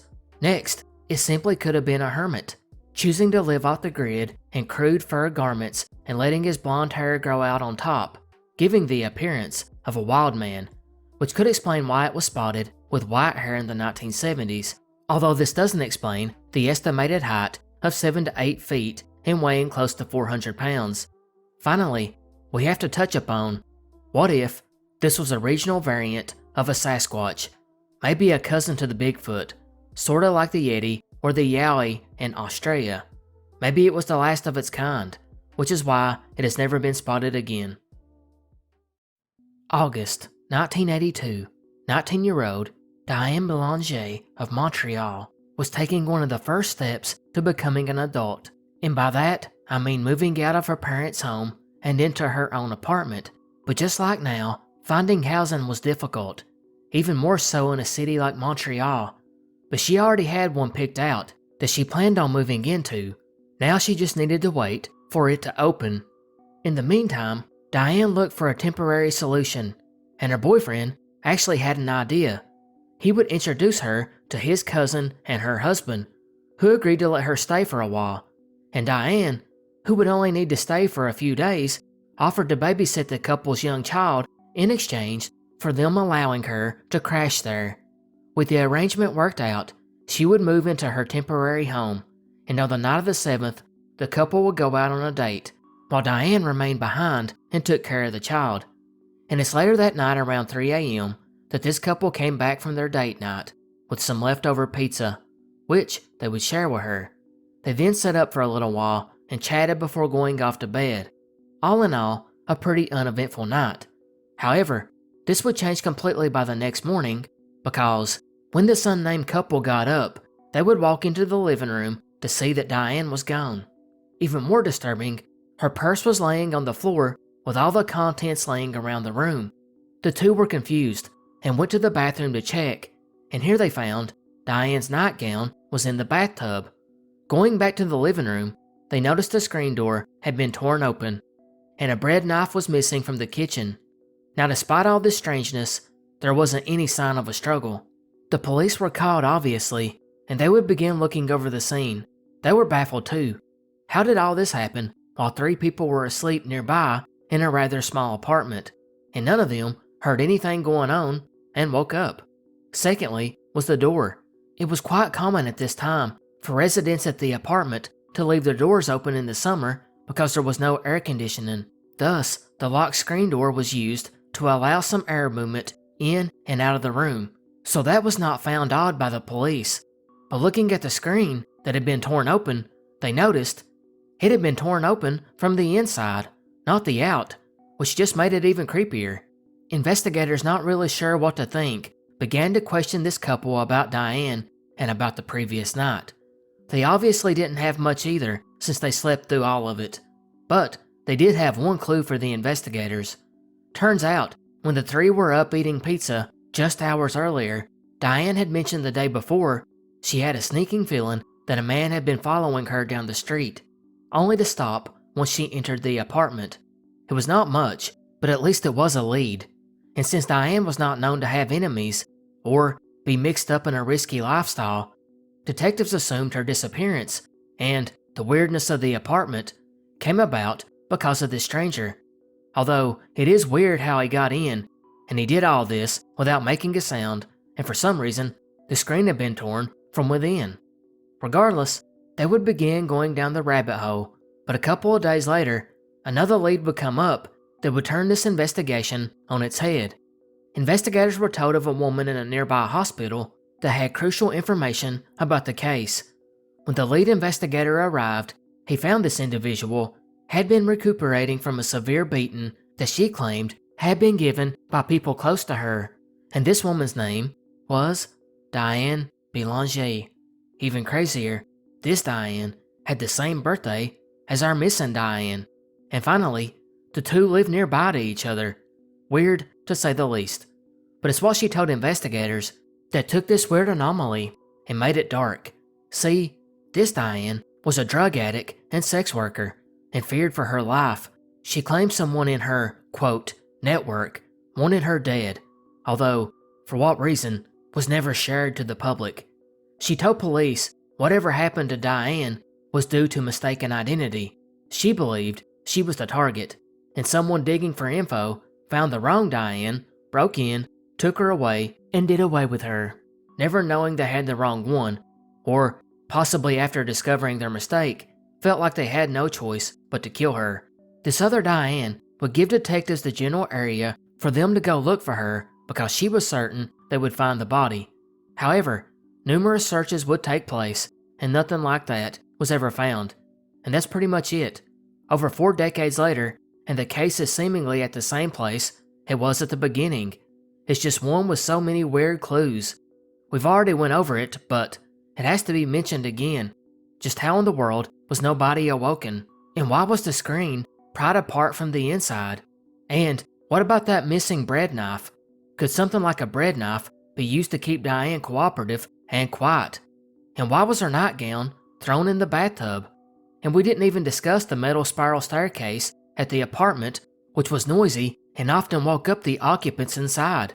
This is also ignoring the fact that the neighborhood is pretty densely populated, and although it was late at night, it's crazy that no one's seen anything. Most importantly, was this simply a case of mistaken identity? Did they believe this Diane was the sex worker and drug addict? Well, it does make some sense, since our Diane had no enemies and was known to be a, quote, good girl. But what kind of kidnapper does not at least get the bare minimum details right? I mean, remember, Diane had just moved into this apartment, How would they even know that? Even if there was a phone book that the abductors could have got the info, her name would have not shown up since she had just lived with her parents up to that point. Secondly, why go there without a weapon and hope to find one once he got there? This leads us to the next theory that the sex worker Diane lied for who knows what reason, or possibly, maybe she really did suspect this is what had happened. Regardless, it had nothing to do with it, and instead, this abduction came from the inside. Possibly her boyfriend, or her boyfriend's cousin and her husband. Maybe one of these three people were responsible, or all of them were, and then staged the crime scene, which explains why it was so weird and doesn't make sense. This would also explain the no forced entry and the purse's contents thrown around randomly. However, police, after interviewing at least 60 people, were convinced that no one in that apartment or anyone close to Diane was responsible, which of course brings us to the last theory, that it was just a random stranger. No doubt the guy following her home the day before. He broke in, takes that knife, and leads her out. Maybe she grabs her purse and the contents fell to the floor. He keeps her quiet with a knife and makes her change out of the nightgown before they leave, knowing that it would draw attention. Of course, this still doesn't explain the metal staircase, which was apparently pretty noisy and would make a groaning sound so loud that it woke up people. But I'll close it here and ask you, what do you think?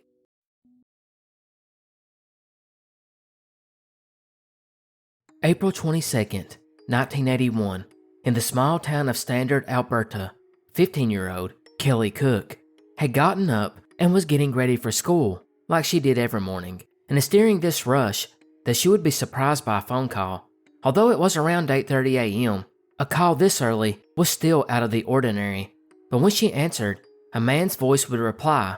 He let her know his name was Bill Christensen, and he was wondering if she would be available to babysit that night around 8:30 p.m. Now that wasn't unusual, as Kelly had been babysitting for quite some time and had a good reputation among parents in the area. However, she was unfamiliar with this man, which was strange because usually people would call and tell her that other parents recommended you to me, or I'm a friend to so-and-so, but Bill could not name anyone. Because of this, she had an abundance of caution and did not give an answer at first, telling the man she would let him know later. When getting off the phone, she would discuss this offer with her mom, who also had no knowledge of a Bill Christensen, which she found odd since this was such a small town with less than 400 people. Her mom advised her to go to school and ask her classmates if they knew a Bill Christensen and what they knew about him. However, this plan did not go over well because Christensen was a pretty common name in the tiny farming community. So some of her classmates said, "Yeah, I know him. He's one of the Christensens," while others told her they had never heard of such a man. Despite not getting anything firm, Kelly now believed that everything was safe, and she would really like to have that extra money. So she accepted, after having a discussion with her mother, of course, who gave her the okay to go. And at 8:30 p.m., the man pulled up and Kelly went out to his car, waving goodbye to her mother and siblings as the so-called Bill Christensen drove off into the night. Meanwhile, Kelly's mother would go back inside and wait, because Kelly was supposed to call upon reaching his home, but that call didn't come in. Her mother at first must have assumed that she was meeting the kids she would be babysitting, and maybe she was still getting used to the environment. But as time slipped away, her mom began to worry. After a few hours with no call, she was getting really scared. Soon, she would make calls all around the small town at a few businesses and residents, trying to find anyone that could put her into contact with Bill Christensen. But nobody knew this man. Things became apparent to her mother now. Something was terribly wrong. By 12:30, she would call the police. The police wasted no time in starting a search either, basically combing the entire area, even stopping every car that came through and searching it, as well as looking into the nearby forest and any barns or sheds they came across. But they found nothing, nor could they trace down anyone that knew of a Christensen, and that would be the way it stood for quite a while. But they would get an answer a few months later, on June 28th, when Kelly's remains were discovered. They were near a lake, about 2.5 hours away from her home. She was left fully clothed, and it didn't look like she had been violated in any way.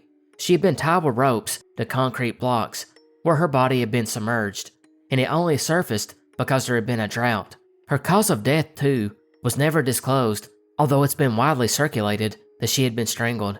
Soon, the search for Bill Christensen, which was now assumed to have been a fake name, would begin. Kelly's mom would tell detectives he was about 30 to 45 years old, 5'10", and 180 pounds.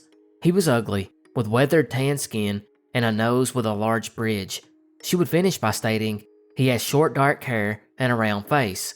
But she was not the only person to see him.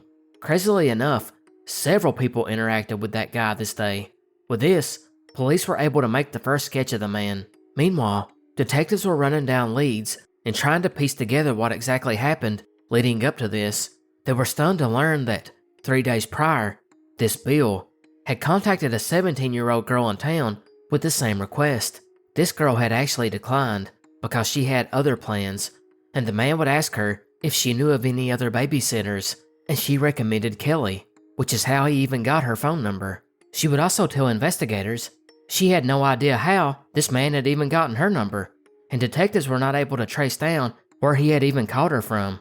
They did find out later on, though, that he had called a school and talked to a principal, asking if there were any girls that he could suggest to babysit. And finally, he made one phone call from a local hotel bar, which we're going to come back to.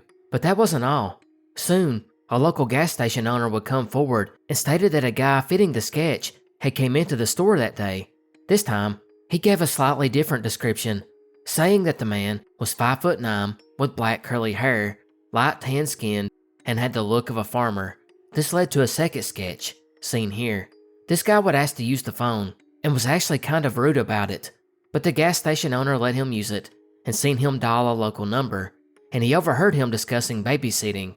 But as the conversation was going on, he felt that something was off, but he was unsure what.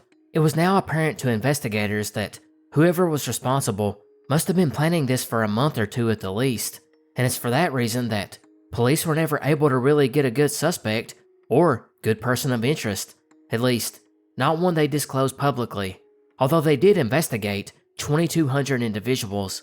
But that's not the only strange thing about this one. Oftentimes in cold cases, when there is no traction, rumors begin to swirl. One of these claimed that a man had called the school Kelly attended a month prior to her abduction and inquired about a young figure skater who had been in a local newspaper. Upon talking to school officials, he was actually able to come away with her phone number, whom he then contacted, although, thankfully, the story stops here because apparently nothing happened. But according to the gossip, this caller was most likely the same man who abducted Kelly. Then, there's another source that claimed a man showed up to the funeral home demanding to see Kelly's body, stating that he was a family friend. However, the staff refused to let him enter, and I don't know if that's their official policy or if this guy was just setting off alarm bells, but in either case, he was never identified, and investigators do believe it was Christensen. Today, the overwhelming majority of internet sleuths believe she fell victim to a transient serial killer, and most likely, one from the United States, who may have only traveled over the border for work. However, some believe it was someone local, who obviously chose the name Christensen to gain trust, hoping people would think, oh, he's a cousin, or something to that effect. This is even more likely if it was the same man that called about the figure skater after seeing it in the local paper. He also called from local business phones, like the gas station and hotel bar, not to mention leaving her body at the lake, which is really an irrigation reservoir, and that hints that he was most likely familiar with the area. The negative to this was, no one could identify him, even after a dozen or more people had seen him, which seems unlikely in a town so small.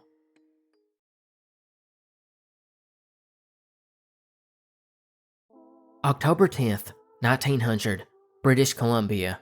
A man named George Gaudereau was standing on the banks of Kootenay Lake when off in the distance something would catch his eye. Staring up the shore, he would see a creature crawl out of the lake and begin going up towards a pile of rotten compost setting not too far away from the water. Now while this would typically not be anything odd, because it could be a number of animals, this one stood out for one reason. It was about 12 feet in length, which certainly ruled out anything like a beaver. But what really struck George as odd was This thing looked like an alligator. George would stare on as it would use its small clawed hands and snout to search for food within the compost, eventually giving up and walking back down to the water, where it would get in and swim off. George wasted no time in making his way up to the area where he had seen the beast. When he got there, he would look down to see where the animal had came back up and left, and there was a trail of webbed tracks in the sand. George was flabbergasted, and soon told friends and neighbors, and before long, the story spread.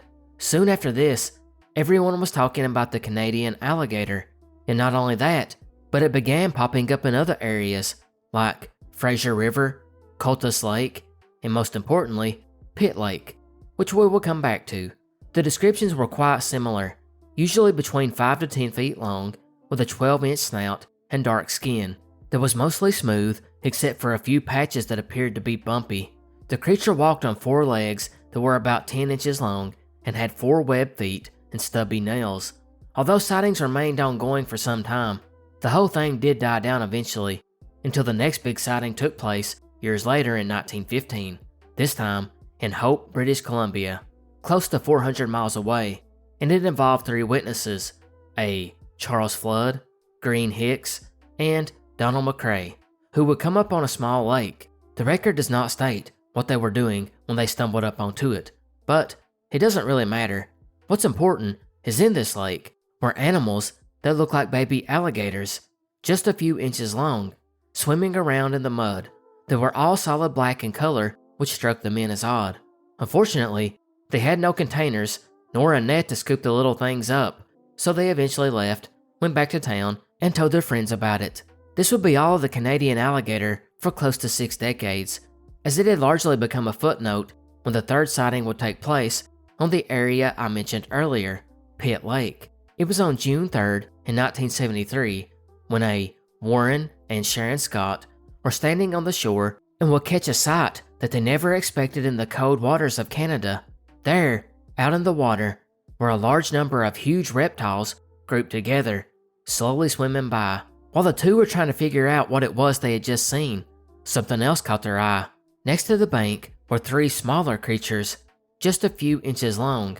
Warren assumed they were the babies of whatever had just passed by and got down in the water and scooped them up. This time, there was a container and all 3 were kept. Here's where it gets weirder though. 2 of the 3 that were kept, we have no idea what happened to, as that story has been lost to time. But the third one was actually sent to the nearby Simon Fraser University Biology Department, where it would be studied. However, whatever happened with this specimen and the research of it was also lost to time. But it was this sighting that gave the cryptid its new moniker, that of the Pitt Lake Lizard. And basically, sightings have continued in Pitt Lake ever since, even if it's just sporadically. But the most recent credible sighting took place in 2002 by a man named Dan Garrick, a local wildlife expert. On 2 separate occasions, he spotted a creature over 5 feet long with very dark skin that was pretty smooth. He described it as looking more like an oversized salamander rather than an alligator. But what were people really seeing? If it was an alligator, how did it survive the cold temperatures? Which brings us to the more plausible theory, one where we go back to Dan Garrick's assessment. What if it was really just an undiscovered giant salamander? And before you think that is crazy, consider the biggest species, that of the South China giant salamander, which can grow up to 6.5 feet long, which is in the area at the 5 to 10 feet people said they were seeing. They are also typically dark, which again matches the description, and they can live up to 80 years old, which fits the timeline for all the original sightings, although the modern sightings would still be unexplained. But they are not native to Canada, although it doesn't mean someone else couldn't have brought it over as a pet and got rid of it later on. But what if there was a Canadian version of the giant salamander? Well, there is, but it's nowhere near as big. It's called the Pacific giant salamander, and it can get up to about 1 foot long, which leaves us with the possibility that Canada might have an undiscovered giant salamander. Not the most exciting cryptid mystery, but possibly the most realistic.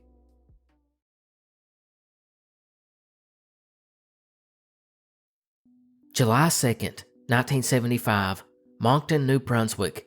A 7-year-old, Michelle Wedge, was out riding her bicycle around the home Her parents were both away for the evening, but they had entrusted Michelle with their older siblings, which was not untypical or uncommon for this time. But it would end up being a decision the family would regret forever, because that evening, Michelle's older sister would leave the home, while her older brother would invite his friends over to play, leaving the young Michelle to ride around the home at dusk with no supervision, which typically would not be anything to be scared over in this small town. But it would be when Michelle's older sister arrived back home at 9 that this oversight would turn tragic, because when she arrived home, she did not see Michelle on her bike. She was not in the yard, nor anywhere in the neighborhood. Alarmed, she went inside to look for her to see she was gone, and asked her brother where Michelle was. He had assumed she was still in the yard. This is when alarm bells went off, because he would tell his older sister the last time he had seen her was at 8:30. Suffice to say, the police were called, although I'm unsure if this happened immediately or after her parents got home. Regardless, the RCMP would show up and began to canvass the small neighborhood and ask questions, and they quickly established a timeline as well as a path Michelle had taken. They found out from various neighbors that about 9:10 p.m., 40 minutes after her brother had last seen her, she was riding her bicycle up the street and had made it a few homes away. Interestingly, it was during this initial search that her brother found her bicycle at an intersection. The case now had an ominous feeling, and the possibility of an abduction arose. The anxiety only increased when 2 more witnesses came forward, both young girls, who stated they had seen Michelle get into the car with a man who had tried to get them to get in the car earlier that night. They would give his description that soon led to a sketch. They stated he was in his mid to late 20s, with thick black hair and eyebrows, a dark complexion, with a scar on the right side of his face. He had a full beard, thin mustache, with dark thick rimmed glasses. He also spoke to the girls with a voice they found strange. They said the vehicle was a small dark green car with a black interior, and some sources say that the girls told him he might be in his late 30s and walk with a slight limp. Now this man, and this description, sounds awfully strange, and that might be why detectives were skeptical about these 2 girls that came forward. Not that investigators may have outright believed they were lying, but they found the accounts a little confusing. The man seemed to be very distinctive and should stick out like a sore thumb, and he did. Because it didn't take detectives long to trace him down, they found a man that was very close to the description, and they interrogated him and released him. Although I could not find out much about this individual, it seemed like the police didn't think it was him, which again, might be why they doubted the 2 girls to begin with, although there would be more witnesses that came forward later and corroborated the part about the car at least, but they could not see the driver. In any event, the RCMP would never list Michelle's case as an abduction, instead still listing her as a missing person to this day. Part of that's because of the accounts of the girls that they don't deem reliable, as well as the fact there just was never any proof she was abducted. They even tracked down the main suspect and were able to rule him out quickly. But strangely, just a year prior in St. John, about 100 miles away, a very similar case occurred when a 5-year-old, Shirley Milbury, was walking alone at dusk in the early summer, just like Michelle, when she vanished. Also, they share the fact that both disappearances occurred near a convenience store. Her remains were eventually found. She had been violated by the man. Since then, many online sleuths have tried to draw a connection between the 2 cases. Although the police still classify her as missing and not abduction, most investigators do believe she was abducted, and it may have involved more than one person. They have actually stated within the past few years that they have evidence now pointing to a crime, but they have refused to speak about it.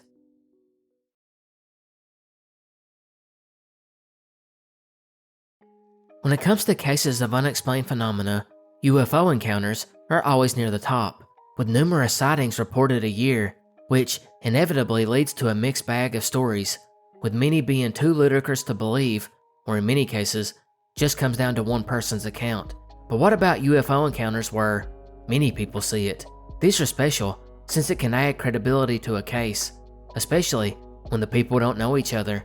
That's exactly what would happen in the Yukon on December 11th, 1996, in a UFO case that would see 20 plus people call in to report strange lights in the skies.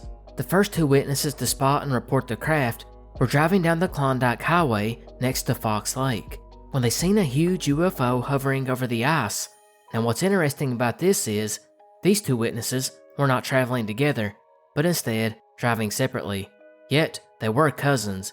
Regardless, they pulled off to the side of the road to get a better look, and that's when one of the men got out and walked a little ways to get a better look, and the UFO started moving towards him, hovering directly over him and across the highway.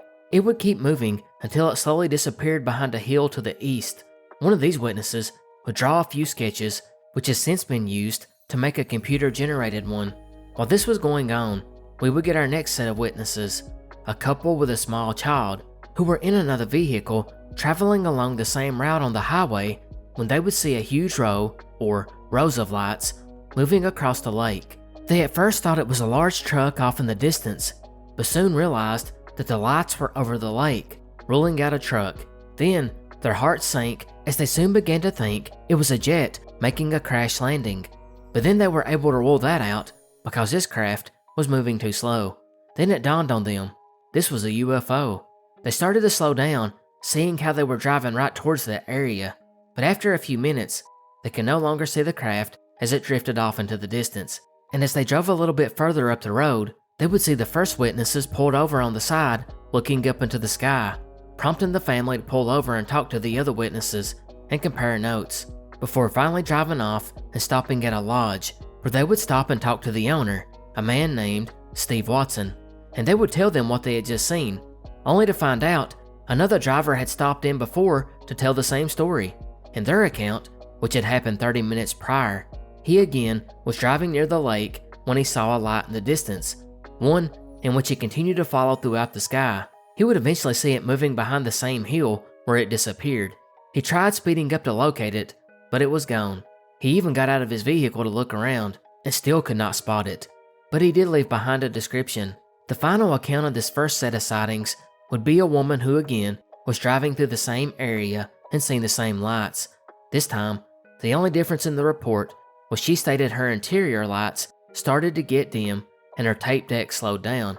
Now crazily enough, while all this was going on, about a 2-hour drive up the highway at the village of Pelly Crossing, a trapper was out checking his line when in the distance to the southwest, the direction of Fox Lake, he seen a long row of lights moving slowly towards the area.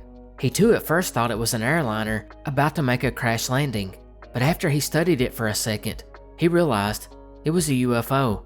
He covered his flashlight out of fear, which stopped the UFO for a second, before it zoomed up to just a few yards ahead of him, and a light came out from the bottom and started searching the ground, before it just moved on. It made no sound, and the light was a greenish phosphorescent beam. The witness then ran across a small clearing and looked back to see if the craft was gone. While that was going on, 2 more witnesses traveling down the highway noticed these same lights, and they pulled over and got out to watch, and seen it tracking off in the distance. But there were even more accounts. 4 community college students would walk out onto the front deck of the university building and look towards the western sky to see the same lights moving over, with no sound.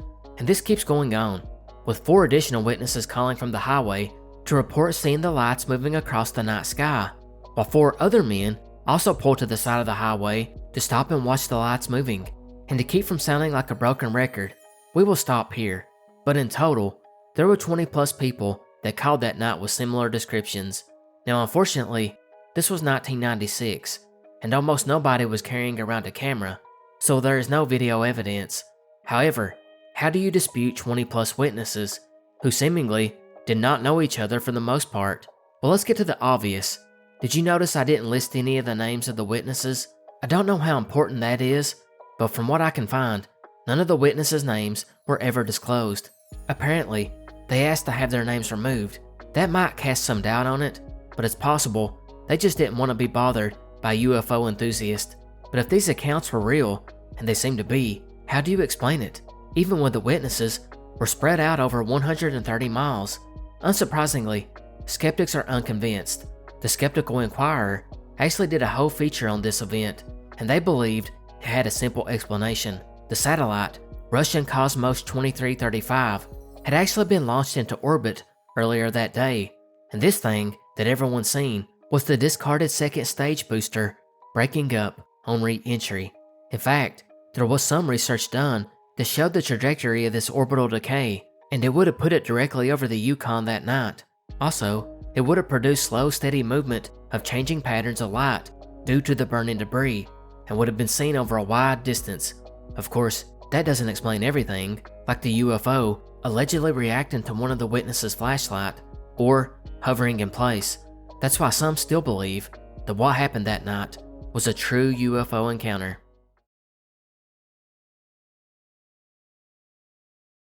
1809, Yarmouth, Nova Scotia. A retired surgeon for the British Army, Richard Fletcher, was working on his land near a salt pond. This pond had actually been walled off 9 years prior in an effort to create a salt marsh, and it's probably that action that will lead to this intriguing discovery, because near the water, Fletcher saw a curious stone in the mud, one that he knew he needed to investigate further. The measurements were about 31 inches by 20 inches by 13, and weighed close to 400 pounds, and what stuck out to Fletcher was an inscription at the top that he had no idea how to read. The markings were between 1 and 1.5 inches. Now curiously, the stone did not look like it had been altered in any other way. It was still in its natural state, other than the inscription. At first, he didn't really know what to do with this stone. This was the early 19th century in Canada, and it's not like the area was rife with museums. So at first, he kinda just left it there, until 3 years later, in 1812, when he would tell residents in town about it. And over the next few years, people from town and out of town would go by to check it out.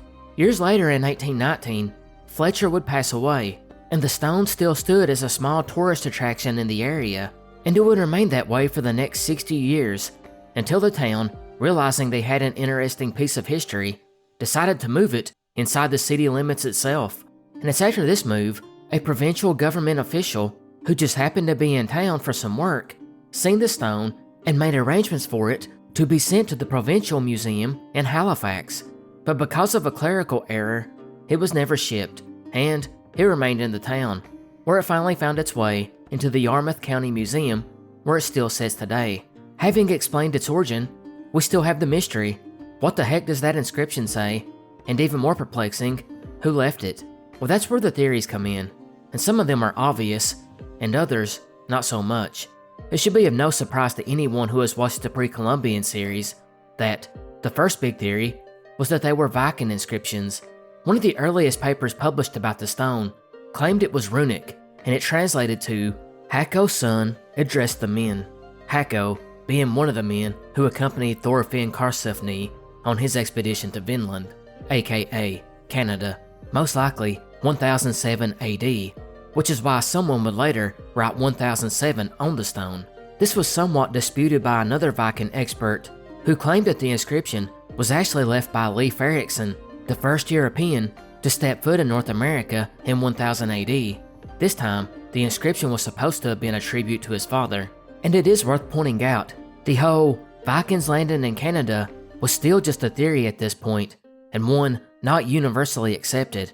That didn't come until the 1960s, when official archaeological proof was discovered.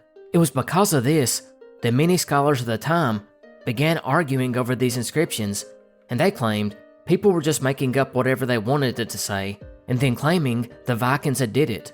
Before long, rune experts came in to study the stone, and they were able to rule that it was not Viking at all, with at least one expert suggesting that it may have been left by the early English colonists. Although he didn't know why, he suggested that it was more than likely someone's attempt at a hoax, or perhaps they were just bored. However, it was still deemed interesting enough that the stone would continue to be studied, but no solid conclusions were ever reached.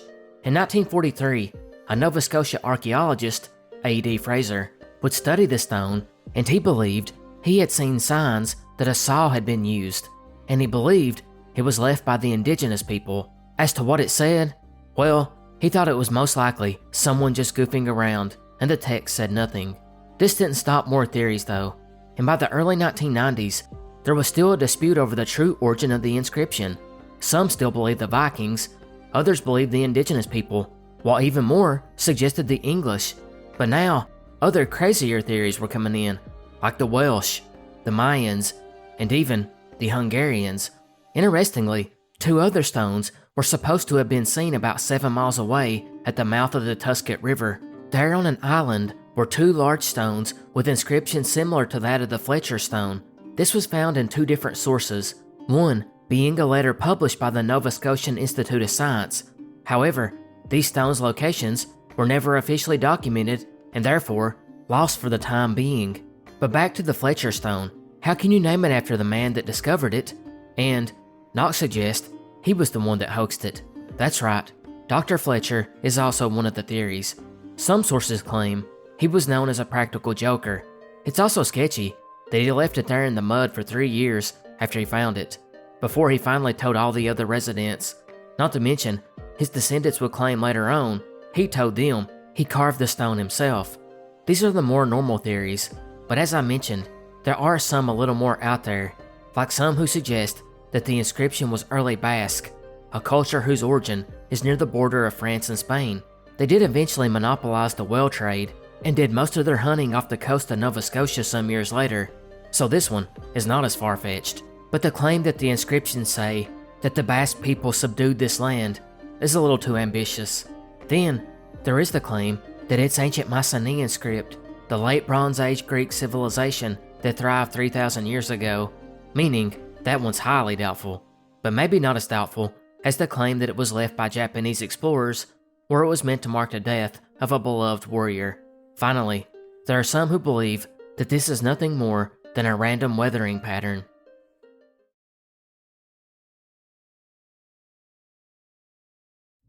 August 29th, 1884, in the waters between Baccalieu Island and Catalina, off the coast of Newfoundland, the HMS Mallard, captained by Lieutenant William L. H. Brown, was patrolling the area tasked by the Royal Navy with the job of enforcing fishing treaties, and it was here he would become alerted to a mysterious ship in the distance, setting about 25 miles from Catalina. Its sails were set, but it was drifting around the water in a chaotic manner, something that obviously struck the veteran captain as odd. He would give the orders to his men to sail closer and get a better look. As they were brought in closer, they recognized it was a merchant ship, named the Resolven, captained by John James. It had actually showed up 2 months ago from the Mediterranean, carrying a load of salt, but its last assignment started just 3 days ago, when it was deployed to go pick up a shipment of cod from Labrador, where it was then taken back to Europe.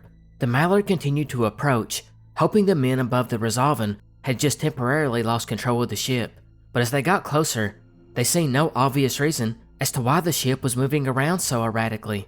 They would call out to the men, and then began to signal with their lights, but there was no reply. Captain Brown was stumped, and he ordered a boarding party to go investigate. When the men arrived on board, they did not see anything out of the ordinary just yet. The lamps were lit, and a fire was still burning in the galley, and food was still on the table. But after further exploring the ship, they realized that no one was on board. This prompted the party to do a more in-depth investigation, where they soon found the ship had a broken yard, but other than that, it had only suffered superficial damage. Obviously, the next logical thing to look for was the lifeboat, and to no surprise, it was missing. Actually, some of the damage to the ship looked as if the crew may have done it intentionally as a way to launch the lifeboat away easier, but there was no explanation as to why the men had fled, because the ship was still serviceable. Interestingly, they did find the logbook on board, and it had just been updated within the past 6 hours. None of this made sense, yet the 11 people on board, 7 crewmen and 4 passengers, were all gone. The investigating party, not knowing what else to do, would go back to the Mallard and inform Captain Brown, and Brown was sort of perplexed on what to do next, but he would have the ship anchor and wait, thinking the crew may come back at some point, and then he could possibly offer help, or at least see if everything was okay. But as time passed and the men never returned, his thinking turned to, well, a passing ship probably came by and picked them up, so the Resolven was towed back to port, yet those 11 people on board were never seen again, which leaves the mystery. What happened? Well, this case is unsurprisingly went on to become known as the Welsh version of the Mary Celeste, since it had been built in Wales. And really, there's not a lot of good theories. The main one, though, was that the crew was not accustomed to northern waters, and after glancing off an iceberg and taking a little bit of damage, they panicked and lowered the lifeboat, and did so in such a haste that the boat was swamped or it drifted away completely. They may have not run into an iceberg at all and just seen one. In either case, they panicked and fled the boat. But the problem with this one was, there was no sign of that. There were no bodies or debris or anything that suggested such a thing had occurred. However, the crew of the Mallard did note that there was a large iceberg in the area when all this happened, but it would not seem likely that the men would all abandon a ship that was still seaworthy just because it had taken slight damage. But there's other stories around this one too though, or you may say, legends, that point to a different cause, maybe something like piracy. First, let's go back to the people on board, 7 crewmen and 4 passengers. Why would passengers be on a merchant ship? The story has always been that 4 local men had asked the captain for a ride before the Resolven left Newfoundland. So could it be that these 4 men might have been responsible for whatever had happened? In fact, there were rumors that Captain John James was carrying a stash of gold coins on board inside the captain's quarters, which the crew of the Mallard didn't see. The captain was also known to wear a rare and valuable white gold watch, which had also disappeared. Is it possible these 4 passengers had heard about the gold when they were on shore? Or maybe one of the men on the Resolven was in on it with them. It's hard to say, since it could have just been an old sailor's tale, but it's not the only one. There is another account from 2 brothers in a small fishing village who claim to have found a dead man in a captain's uniform sitting under a tree on a remote outcrop of Newfoundland just a few weeks after the Resolven was found. They gave him a proper burial in an unmarked grave. That has never been found. But supposedly, these 2 men that found the body then came into a huge fortune of gold. So again, a lot of this sounds too fanciful to be real, and it's difficult to say exactly what, if any of this happened. Not to mention, there was no sign of a struggle or blood on the deck, and it might be difficult for a crew of 4 to overpower 8.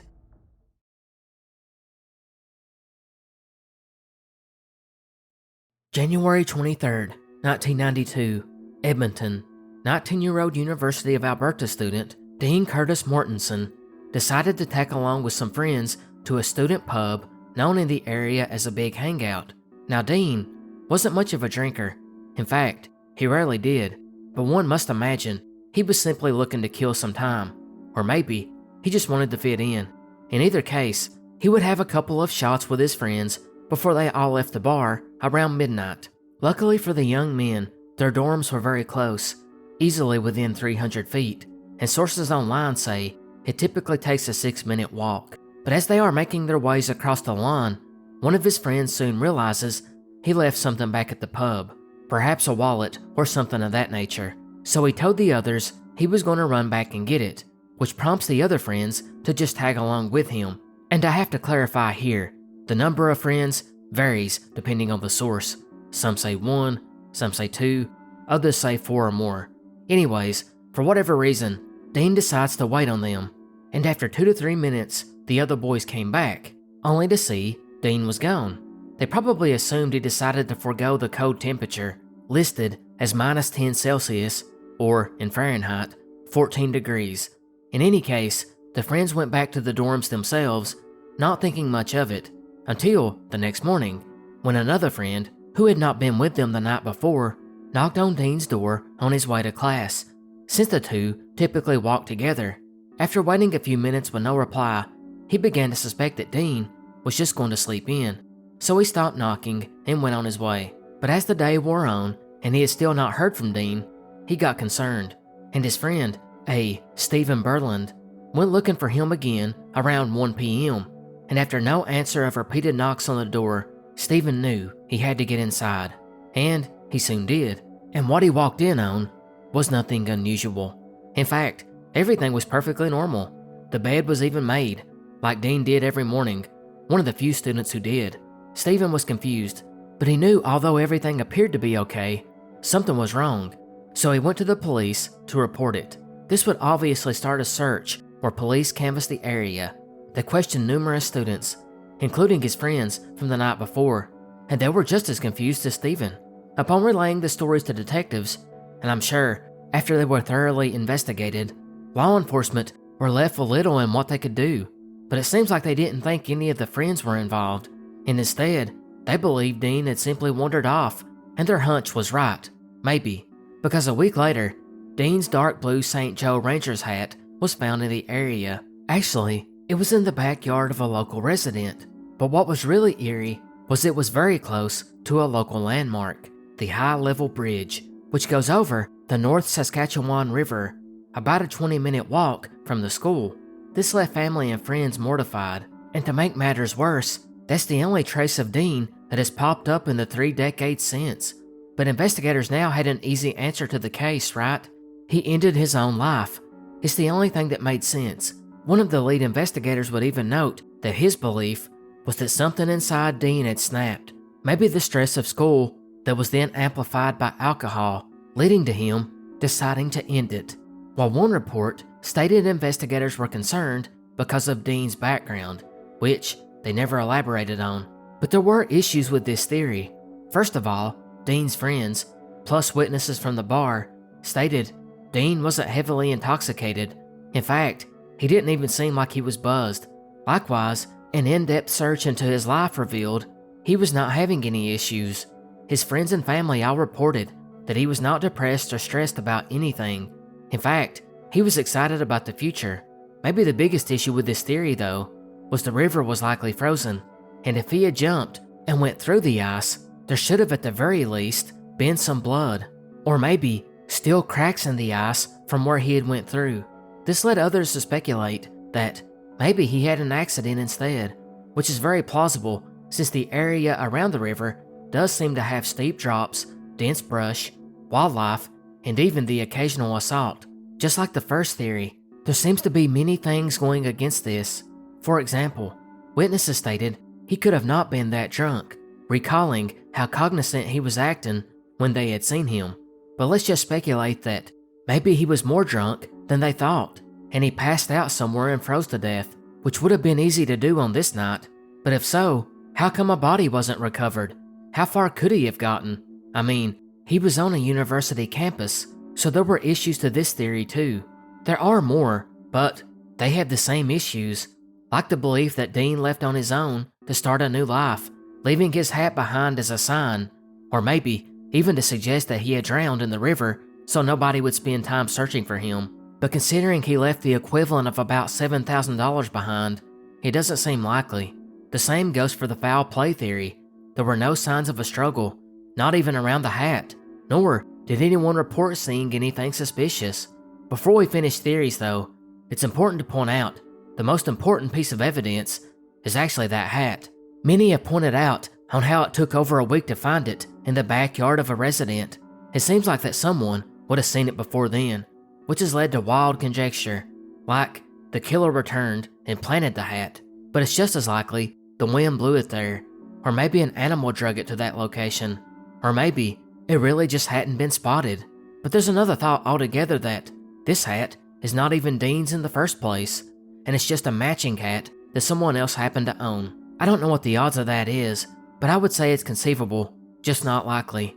There's also the strange fact that Dean didn't accompany his friends back to the bar to pick up the forgotten item, and it's led many to suggest that his friends were not as innocent as they seemed. But from what I can find, the investigators never named them as suspects, or even persons of interest.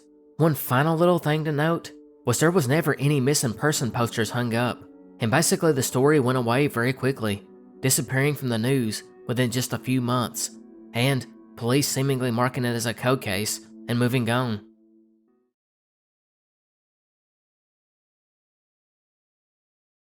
November 20th, 1902, Fort William, Ontario. Captain George R. Wood was guiding the ship Bannockburn over Lake Superior and on its way to Georgian Bay. Although young for a captain at just 37 years old, Wood was a good seaman and had basically the equivalent experience of many other captains his age, although the same could not be said for the rest of his crew, where the other 19 young men were between 17 and 20 years old. But it was a good paying job that got the youths away from their parents, so for many, it was an easy decision to sign up for the job. The men's task was to deliver 85,000 bushels of wheat before the close of shipping season, as winter was around the corner and lake shipping would be stopped. And in a sign of bad things to come, Before the Bannockburn could even get out into the open lake, she would run aground. Luckily, no one was hurt, but the ship had to turn back to port to be inspected. A quick look over revealed no major damage, and the Bannockburn would resume her job the very next day, and everything would start off pretty normal. And later in the morning, another lake freighter, the Algonquin, captained by James McMath, would use his binoculars to see Bannockburn sailing by about 7 miles southeast of him. Since he had seen the Bannockburn many times, he knew for sure it was the ship, and he would pull up his binoculars every few seconds to keep checking in on it, before finally looking up the last time to see it had disappeared, presumably into the fog. As the day wore on, the winter weather the men had hoped to beat arrived early. It got extremely cold, and the snow was coming down hard. Ice had now formed, and massive chunks of it crashed into one another and into the shore. Every ship on the lake that night would be challenged, but it wasn't nothing they had not seen before. In fact, about this same time, a passenger ship, the Huronic, would sail by a ship they believed to be the Bannockburn, although it was difficult to see, and they could tell the crew of the young men were handling the storm with no issue. The next morning the Bannockburn was expected to arrive at the Sioux Locks, but it didn't. And at first, this was not really alarming, because considering the weather from the night before, many of the ships were late for their destination. But as the day progressed, and it didn't show up, a little worry did set in. This only got worse when several days passed without one sign of the Bannockburn.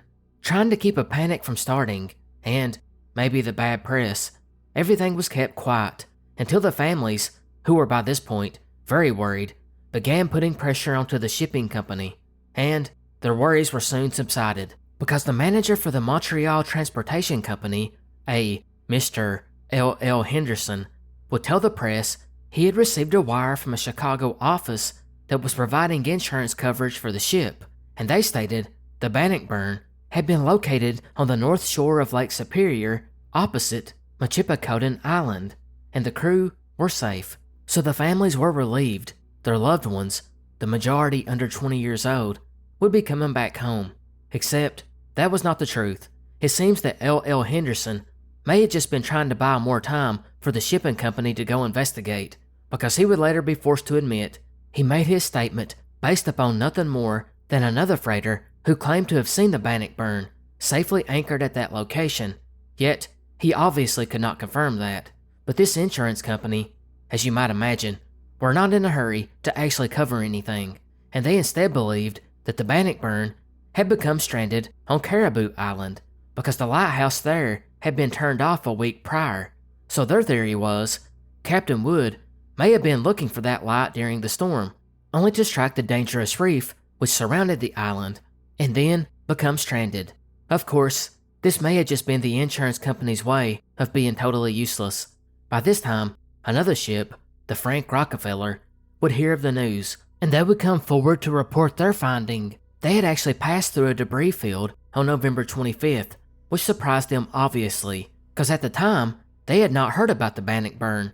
5 days later, it was painfully obvious. The Bannockburn had crashed, and all the men on board were declared lost. It would be 2 weeks later on December 12th that the only item from the ship would be recovered, and it was a blood-stained cork life preserver, basically the precursor to the modern life jacket. It actually washed up on a beach and was found by the captain of another ship. Obviously, we know the ship sank, but why did it? That's the mystery. And basically ever since the crash, investigators and enthusiasts have offered up an abundance of theories. One of the earliest was a boiler explosion, but no other ships in the area reported hearing one, and there was never a sign of charred wreckage. Another theory involves an area called Superior Shoal, which although known at the time by many fishermen, was not officially charted, so it's possible they ran up onto the reef there and took on water, and the inexperienced crew turned back towards the deeper water and sunk, although that doesn't make sense either. Interestingly, the Sioux Locks were drained at the end of the season, and a hull plate was discovered. For some reason, some people thought it might be the Bannockburns, but that was never confirmed. But if it was, it would mean that the ship had a very critical weak point that, with just a little damage, would sink quickly. It is worth noting that many of the ships on the lake that night reported that this was the worst storm of the season, with some of the ships taking light damage themselves. The lake storms can produce waves up to 30 feet and could have sunk the men and ship quickly. Not to mention, there were reports from other ships about floating ice that night. Finally, I have to note that, even though it's officially the last time it was ever seen, shortly after the events, and up till today, people claim to have seen the ghost ship of Bannockburn, still trying to deliver its shipment of wheat, and it's went on to earn the moniker Flying Dutchman of the Great Lakes.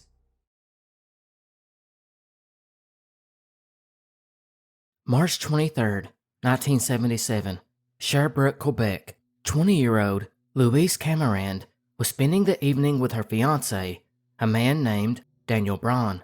The two had actually met through their service in the Sherbrooke Hussars, which is an armored regiment of the Canadian National Reserves. The courtship had actually went pretty quickly, and the two were excited about their future lives together. By about 3 p.m., Daniel would leave, as he had to go to the armory, but he planned to meet back up with Louise that night. In the meantime, she would go hang out with one of her best friends.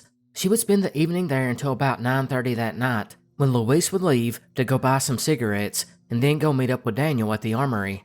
However, she never arrived, which was unlike her. Daniel, sensing something was wrong, began calling her apartment at 10:30, thinking maybe she had changed her mind about meeting, or that she had got tired, or something like that. But she didn't answer the phone, and his worry began to increase. He would continue using the armory phone, trying to get a hold of her, but at 1:15 a.m., when she still did not pick up, he would ask a friend to take him to her apartment, and he was shocked when he got there, but not for the reason you think. Instead, it looked exactly like it was when he had left earlier that day. The only difference was her purse and boots were gone, while her glasses remained on the counter, which made him wonder, was she out looking for him now? Had he just missed her? Sadly for Daniel, that was not the case, and he, along with her family, began searching for her and notifying police. But they were not able to find her, at least not yet. It would actually be the following day when Louise's nude body was found on a snow embankment, about 20 minutes from her apartment. She had been strangled with a bootlace. Because her body had been found so quickly, the coroner was also able to discern other injuries, like internal ones. He stated that she had been stomped on, along with being violated in a very fierce manner. Curiously, investigators were confident that it did not take place here in the snow, and instead, they believed she had been abducted and taken somewhere, and then dumped here. And although she had been left nude, for some reason, one glove remained on her hand, and her pants and jacket were left beside her body. Meanwhile, her blouse, boots, purse, and most of her jewelry, other than her engagement ring, were missing and never found. Now, this snow embankment was actually in the forest near a lake, on a back road that most people would never travel or even know about. So investigators were sure that this individual was very familiar with the area, as they couldn't believe he had just stumbled across it and then used it as a place to get rid of a body. They would also speak to a clerk who worked at a convenience store and seen Louise the night she came in to get cigarettes. She would linger around the newspaper rack, flipping through magazines for a few minutes before she bought her cigarettes and milk and exited the store. This was the last time she was seen alive. Over the next half a year, detectives would interview more than 250 people that they thought might be involved, or at the very least, know someone that was, but they got nothing, not one lead. In the meantime, though, they did begin a search for a car with a 44-inch separation between the tires, because that is what was left in the snow. They knew it belonged to a select few models of cars, so they asked the public to come forward to report anyone they knew that had been driving one, and this too led to nothing. Now, one of the things that has plagued this case from the get-go was the police themselves. In 1977, Quebec had the highest murder rate in all of Canada, and to make matters worse, they also had the lowest percentage of solved murder cases for the entire country over the 1970s. But the investigators did have one hunch, and it's the obvious suspect that is always looked at first: her fiancé, Daniel. Of course, they brought him in and interrogated him, but he had an ironclad alibi, not to mention no motive. He was crazy about Louise and was excited about their upcoming marriage, not to mention her own family came to his defense. Detectives knew they had to look elsewhere. Soon, they began to look at the armory itself. What if someone from the same regiment was just jealous? In fact, the military-style bootlace left on Louise's neck indicated that it was someone with military boots. Unfortunately, Louise had been wearing those same type boots that night, and they were now missing. So it's unsure if the lace was hers or from the killer. Detectives were not sure either, but it did pique their interest in one man from the armory. His name was Raymond Roy. He had actually dated Louise some 4 years prior to Daniel, but she would break it off with him when he was out of town attending college. From there, she began dating Daniel, and as we mentioned, that relationship developed super quickly. And just 2 weeks prior to her murder, Roy went to her apartment on 2 occasions, where he was seen and heard by multiple other tenants standing at the entrance arguing with her, loud arguments, after she turned down his sexual advances and told him to go away. So he had a motive, and considering the murder seemed like one of a great passion, it was obvious, right? But investigators didn't feel that way. After a brief interrogation, they felt they could safely rule him out. But if it was not him, then who?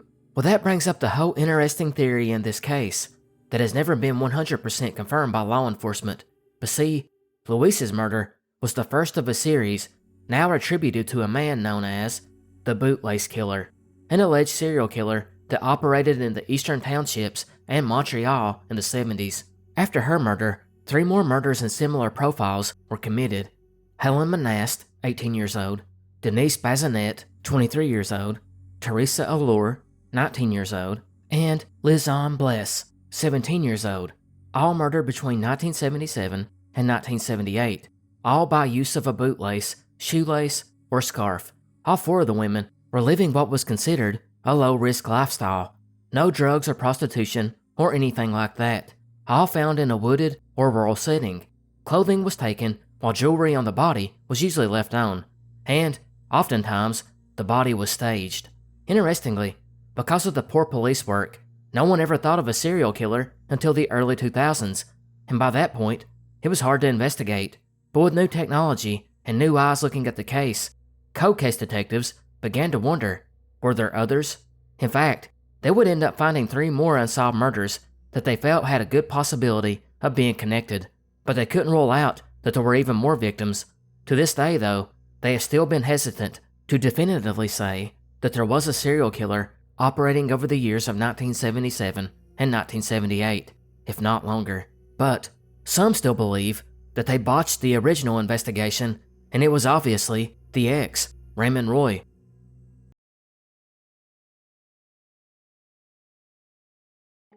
June 16th, 1659, Quebec City, in what was then New France. A ship would touch shore, bringing more French immigrants to settle the very tiny colony, which at this point was about 1,700 people. And getting off this ship was a young 14-year-old girl named Barbe Hallay. Her father had actually came to the colony some 3 years prior and was now bringing his family over, who all hoped at a shot at a better life. Barbe, in particular, would soon find employment as a servant, where she would do many of the typical, quote, women chores, like cooking, cleaning, and washing, but she also did work with the farm animals and garden. But it's one day when she was attending to these chores that she heard a knock at the door. Barbe, being the servant, went to see who was there, and when she opened it, she was met by a man named Daniel Vu. Daniel would tell Barbe he had come to ask for her hand in marriage, because apparently he had already made a deal with her father that in exchange for land, he could marry her. But see, Daniel didn't have the best reputation in town. First of all, he was dishonest, and he was known to have a short temper, and maybe worst of all, he was a Protestant, much to Barbe's dismay, since she was actually Catholic and on her way to joining a religious order, presumably a nun, although I could never find confirmation. And since Barbe was considered the age of consent, she had actually had the legal right to refuse the proposal in spite of what her father had offered, and she did just that. And Daniel got really upset about this, and he stormed off in anger, and he wouldn't leave it at just that. He wanted to force her to marry him.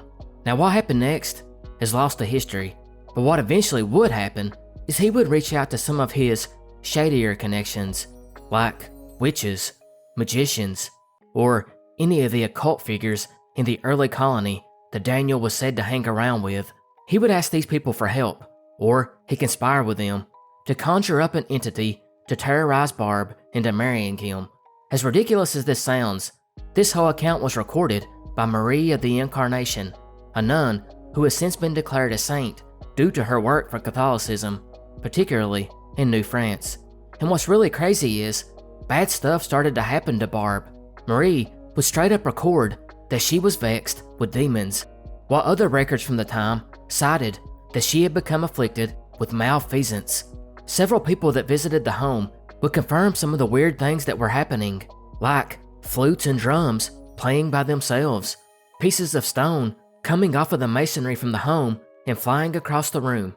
Barbe would begin to complain of seeing phantoms at day and night, appearing as men, children, beasts, or demons.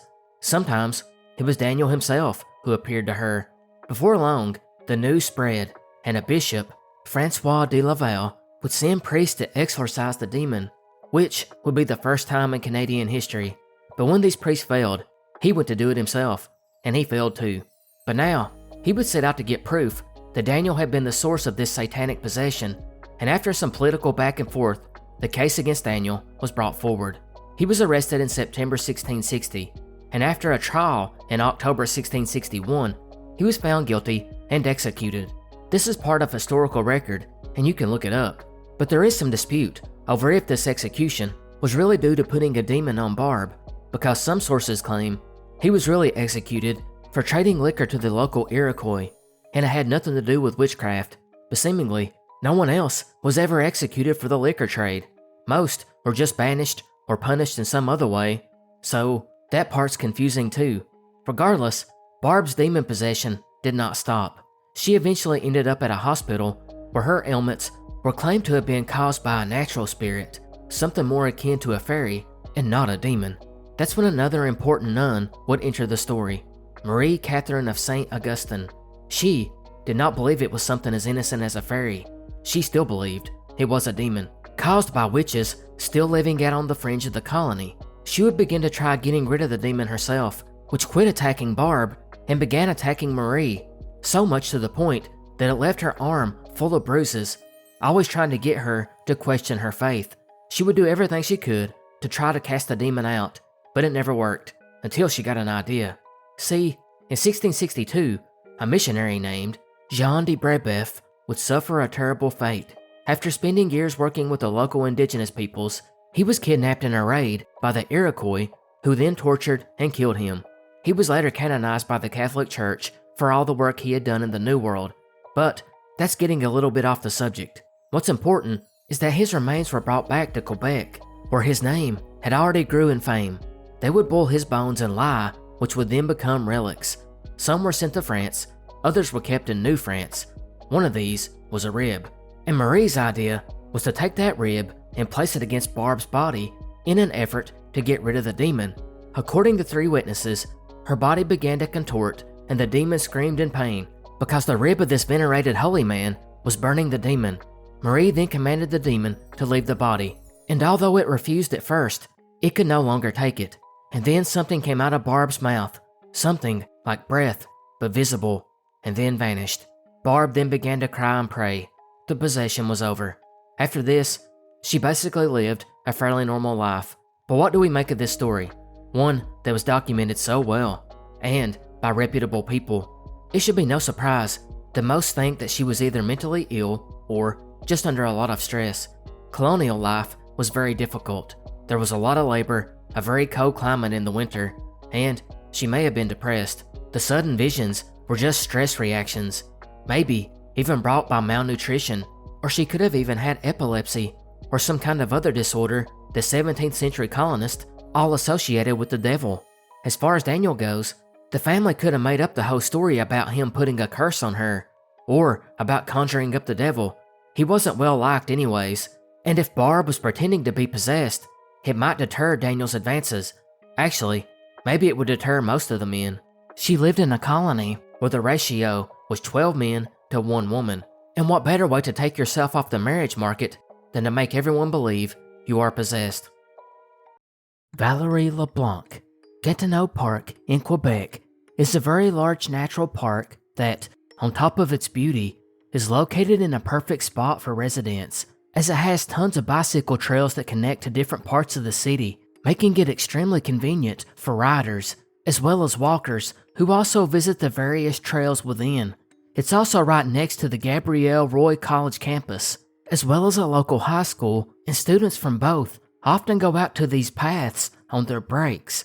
It's with that background that August 23rd, 2011 starts, because 4 local friends, aged 16 and 17, would walk out to one of these very trails around 1 p.m. As they got closer to the tree line, they would see smoke coming from the thicket in the distance. This smoke they had actually seen earlier that morning at 9:30, and they assumed it was a campfire. They would walk closer, making it into the forest, and they were shocked by what they had seen. Laying next to a tree was a still smoldering body, or was it? They were unsure and got closer. Upon getting a better look, they noticed that the face had a waxy plastic look, which was a great relief to them. They did, however, think it was one of the best mannequins they had ever seen, as the body was covered in fake blood and bruises, and the legs were bent in weird angles, and the wrist had mock damage applied.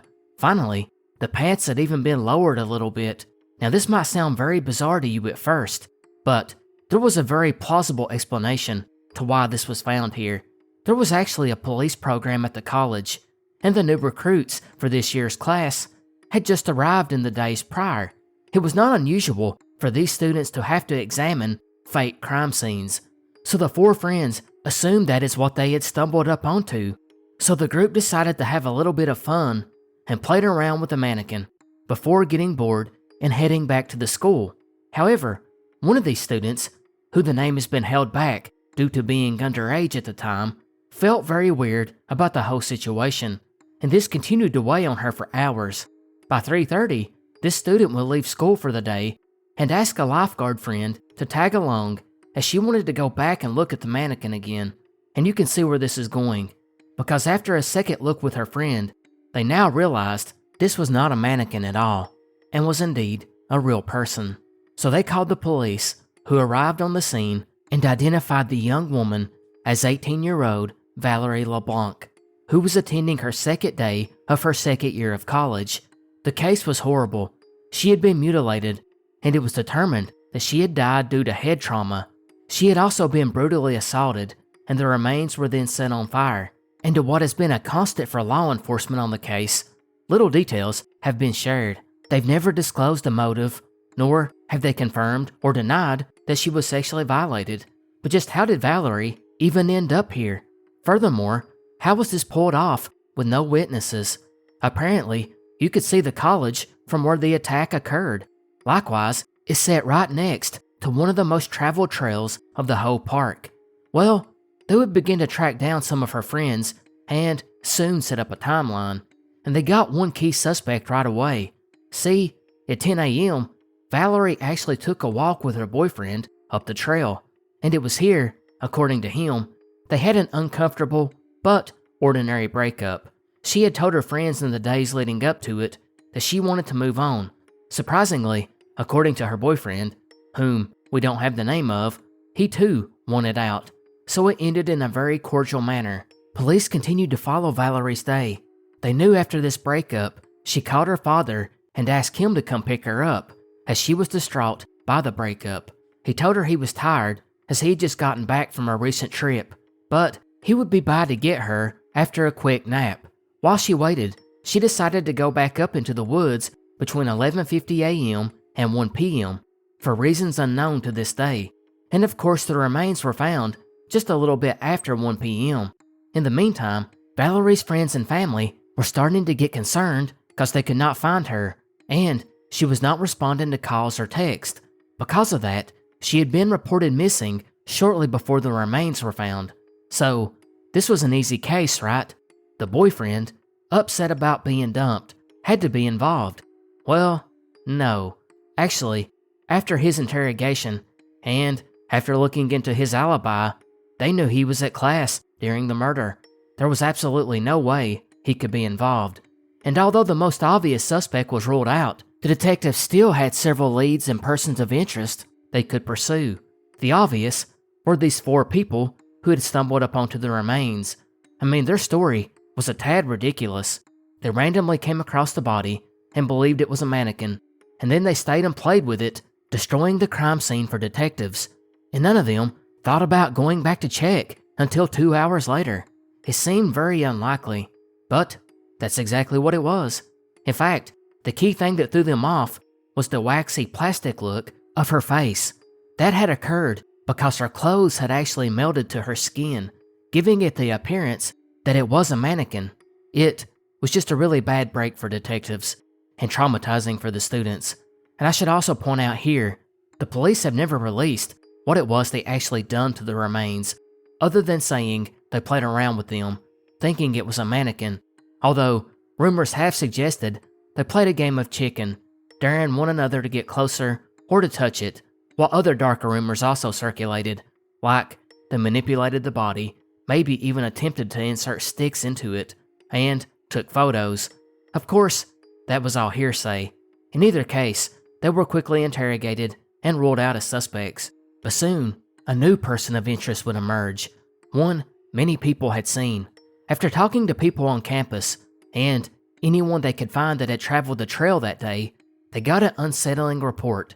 On the trails, spotted by numerous people, was a tall, heavy pot-bellied young man, most likely in his 20s, with a sloppy appearance, and whose skin had an unhealthy olive color. He had short black hair and walked with a limp, and might have been riding a cheap mountain bike. He spoke French, without an accent, although law enforcement have never released the details about who he spoke to or what he said. Now, as mentioned, this was a super popular trail, and it could have just been an awkward dude getting some fresh air. But there is a reason that he stuck out. Apparently, he stared at several of these people in an intimidating manner. They found it disturbing, like he was trying to shake them up or scare them. Others would report he appeared worried and walked decisively. Most importantly, he was spotted near the crime scene, although again, since it was right next to one of the most traveled trails, that part didn't necessarily mean anything. But the police have never released what time it was he was spotted there, and they've never actually released where it was that he was seen. Investigators would list him as a key witness, but he was viewed more as a suspect, which might be why he never came to speak to investigators after they made multiple pleas for him to come forward. A sketch was created based on the several people who had seen him, and despite of the wide circulation, both on the internet and TV, nobody could identify him. Investigators would soon begin looking over previous reports from around the area, hoping to find any kind of connection, and they did find something they thought might connect. Apparently, sometime in the recent past, there had been 3 separate women go to the police and report that a man driving a gray Ford Focus had tried to abduct them. He was described as being white, tall, and muscled, which, the muscled part, goes against the main suspect that was said to be pot-bellied. Detectives are unsure to this day if the 2 men are one and the same, or it's all unrelated, as they never found the man that tried to abduct these women either. For the following year, the police would get over 1,500 tips, but none of them panned out, and every lead they had went cold relatively fast, and it's remained that way ever since. Adding even more intrigue was on the 1-year anniversary of her murder, a small memorial that had been set up in her honor was vandalized, with a cross broken and her face in the photos having been scratched out. That, and the other perplexing facts on this case, have left us with a lot of bizarre unanswered questions, like how did all of this take place on such a popular trail right in the middle of the day? Why did Valerie even go back to the forest to begin with? When exactly was she attacked? And those students who found the remains, they reported first seeing smoke at 9:30 a.m., when we know Valerie was still alive and in class. Was that set by the same suspect, or completely unrelated? Was it someone known to Valerie? Was it more than one person? Furthermore, it's worth pointing out that some detectives don't even believe that person in the sketch is even involved, and too much time was wasted in trying to find him, and it could have easily been done by another student, or a transient in an encampment in the area. Ruby Creek Incident. When it comes to Sasquatch stories, there are so many that you could really say they are a dime a dozen. However, there are a few that many consider classic. The ones where there is some kind of evidence left behind, something that makes it not easy to just call it a hoax and move on. The Gimlin film, for example, or the pictures of Yellowtop that we discussed in a previous Canadian episode. The following mystery is one of these so-called classics. It takes place in Ruby Creek, British Columbia, in late September of 1941. It all started when an Indigenous woman, Jeannie Chapman, was taking care of her children on the old farmstead, while her husband, George, also Indigenous, was at work at a nearby railroad. It was about 3 in the afternoon on a very nice sunny day when the Chapman's son, 9 years old, came running to the house telling his mother Jeannie that there was a big cow coming down out of the woods at the foot of the nearby mountain. Now at this point, Jeannie's other children were in the backyard playing, a boy that was 7 years old and a girl that was 5 years old. Jeannie would have probably never thought much of a cow coming down. I mean, how dangerous could it be? But her son's reaction seemed to be one of fear, like he was clearly shaken up about the whole thing. Because of this, she thought she would walk out and see what the commotion was all about. When she got outside, she had to be surprised by what she had seen. It was a huge bear moving around in the bushes which bordered the field out past the nearby railroad track. Clearly scared for her children's safety, she called for the 2 children in the backyard, but it was about this time that the animal she thought was a bear walked onto the tracks, and she got a much better view. This was no bear.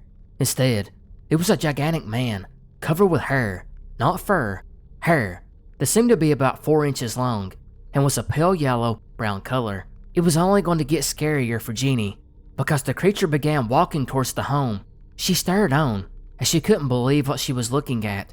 Thinking quickly, she told her oldest son to run into the home and grab a blanket and bring his youngest siblings to where she stood.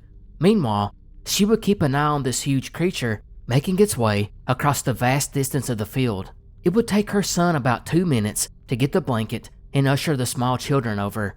While this was going on, the big man/beast had reached the corner of the field, just about 100 feet away from where she stood.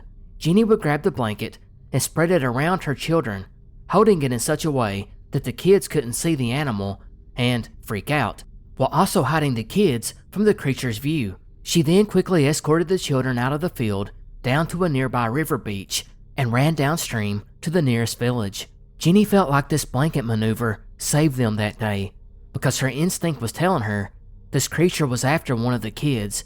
She assumed it would go into the cabin and try to find one of them, while it ignored her standing in the field, so the blanket was a way to hide them while he searched through the home.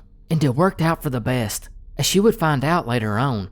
After rummaging through the home, it had went into the storage shed and found a 55-gallon barrel of saltfish, which he would break open, scatter all the contents outside, and then eat much of it before leaving. Jeannie would describe this, whatever it was, as being around 7.5 foot tall, with a small head and a short, thick neck, almost having no neck at all, really. The body was entirely human, except for its immensely thick chest, and its arms were very long. She was never able to see its feet because of the high grass, but its shoulders were very wide, and it had no breast. She assumed it was a male, but she couldn't see anything down below due to the immense thick hair. That hair, by the way, covered everything except the face and hands, but its skin color was reported to be darker than the hair itself. After finding safety, Jeannie would wait for George to get off from work. He would come home a little bit before 6, and when he got there, he was shocked. Walking up to the home, he immediately seen that the door to the woodshed had been battered in. Going over to investigate, he spotted enormous humanoid footprints all over the yard and home. He, of course, began to call for his family, who were not there to answer, obviously. He ran through the house trying to find them, before running back out into the yard to look. That's when he finally seen 4 sets of foot tracks, 3 being smaller child-sized, and he seen that they had been going in the direction of the river. So he would head that way too, and find the prints again in the sand on the riverbank, where they continued on downstream. Eerily, it was also this same sandy riverbank that he seen the giant foot tracks. Those, however, had went upstream, which was a great relief to George.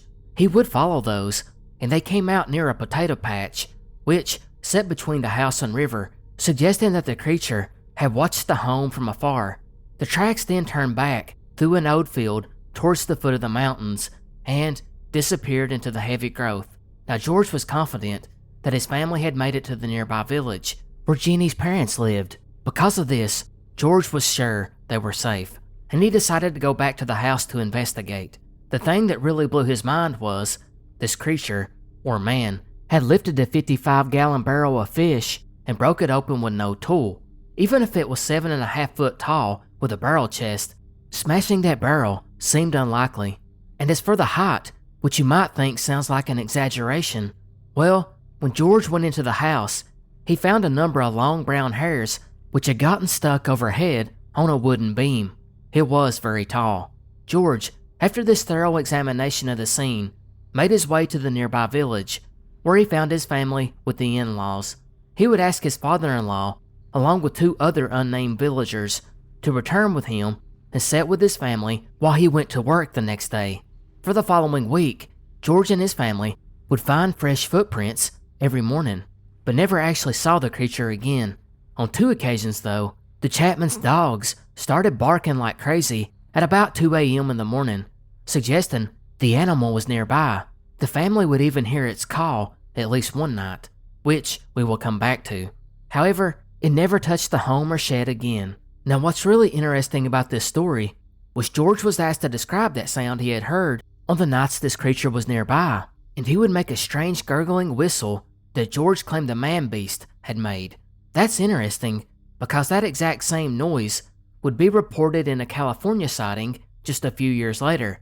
And forget the internet, this was at a time when most of the homes didn't even have a radio, so it had to be very small odds that someone in California saw this report, which first appeared in the publication Vancouver Province, and then just copied the details for their report. It seemed very unlikely.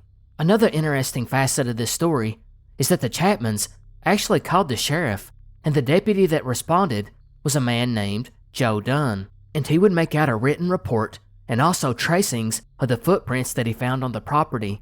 These tracks were 16 inches long, 4 inches at the heel, 8 inches across the ball of the foot, and had 5 toes with no claws. The creature's stride seemed to be about 4 feet, and at one point, he stepped right over a 5-foot fence. He would also go over to the potato patch and found that the prints there had been pressed in 2 inches, indicating this creature was around 900 pounds. He could also find no tracks that indicated the creature had walked on all 4s. Finally, he would write in his report that Jeannie Chapman was scared to death. In addition, a plaster cast of a footprint was made and kept, and, a few years later, found its way into the home of the sheriff, where it was eventually broken and discarded.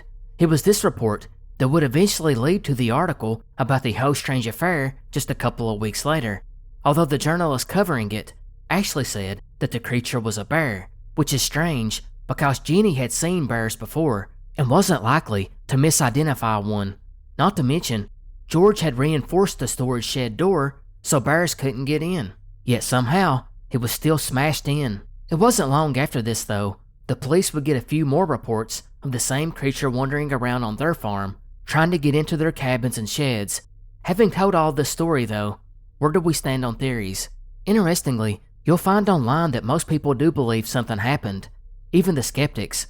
But what was seen is the sticking point. Most people believe that the original report was accurate. It was just really a huge bear, and Jeannie, being scared for her children and understandably under stress, exaggerated the details.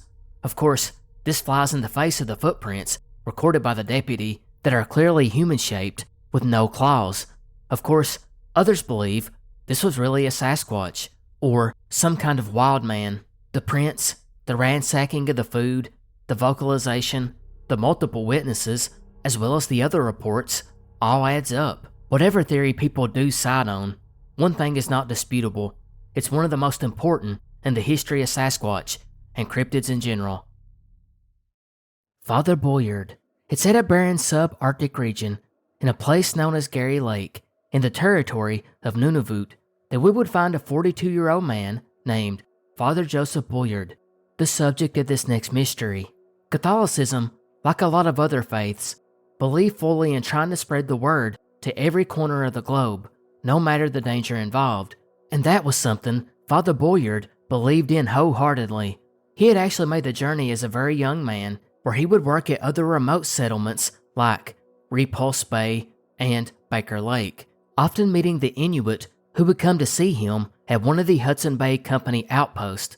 It was here he became experienced in working and traveling in the subarctic regions, although he was never considered great at it, or even decent, as he had bad vision problems and was kinda clumsy, but that's because he was more of a priest than he was an outdoorsman. In fact, he had even fell through the ice at one point and frozen his fingers so bad that they never fully recovered. Thankfully for him, he had met an orphan that would come to stay with him and become his guide.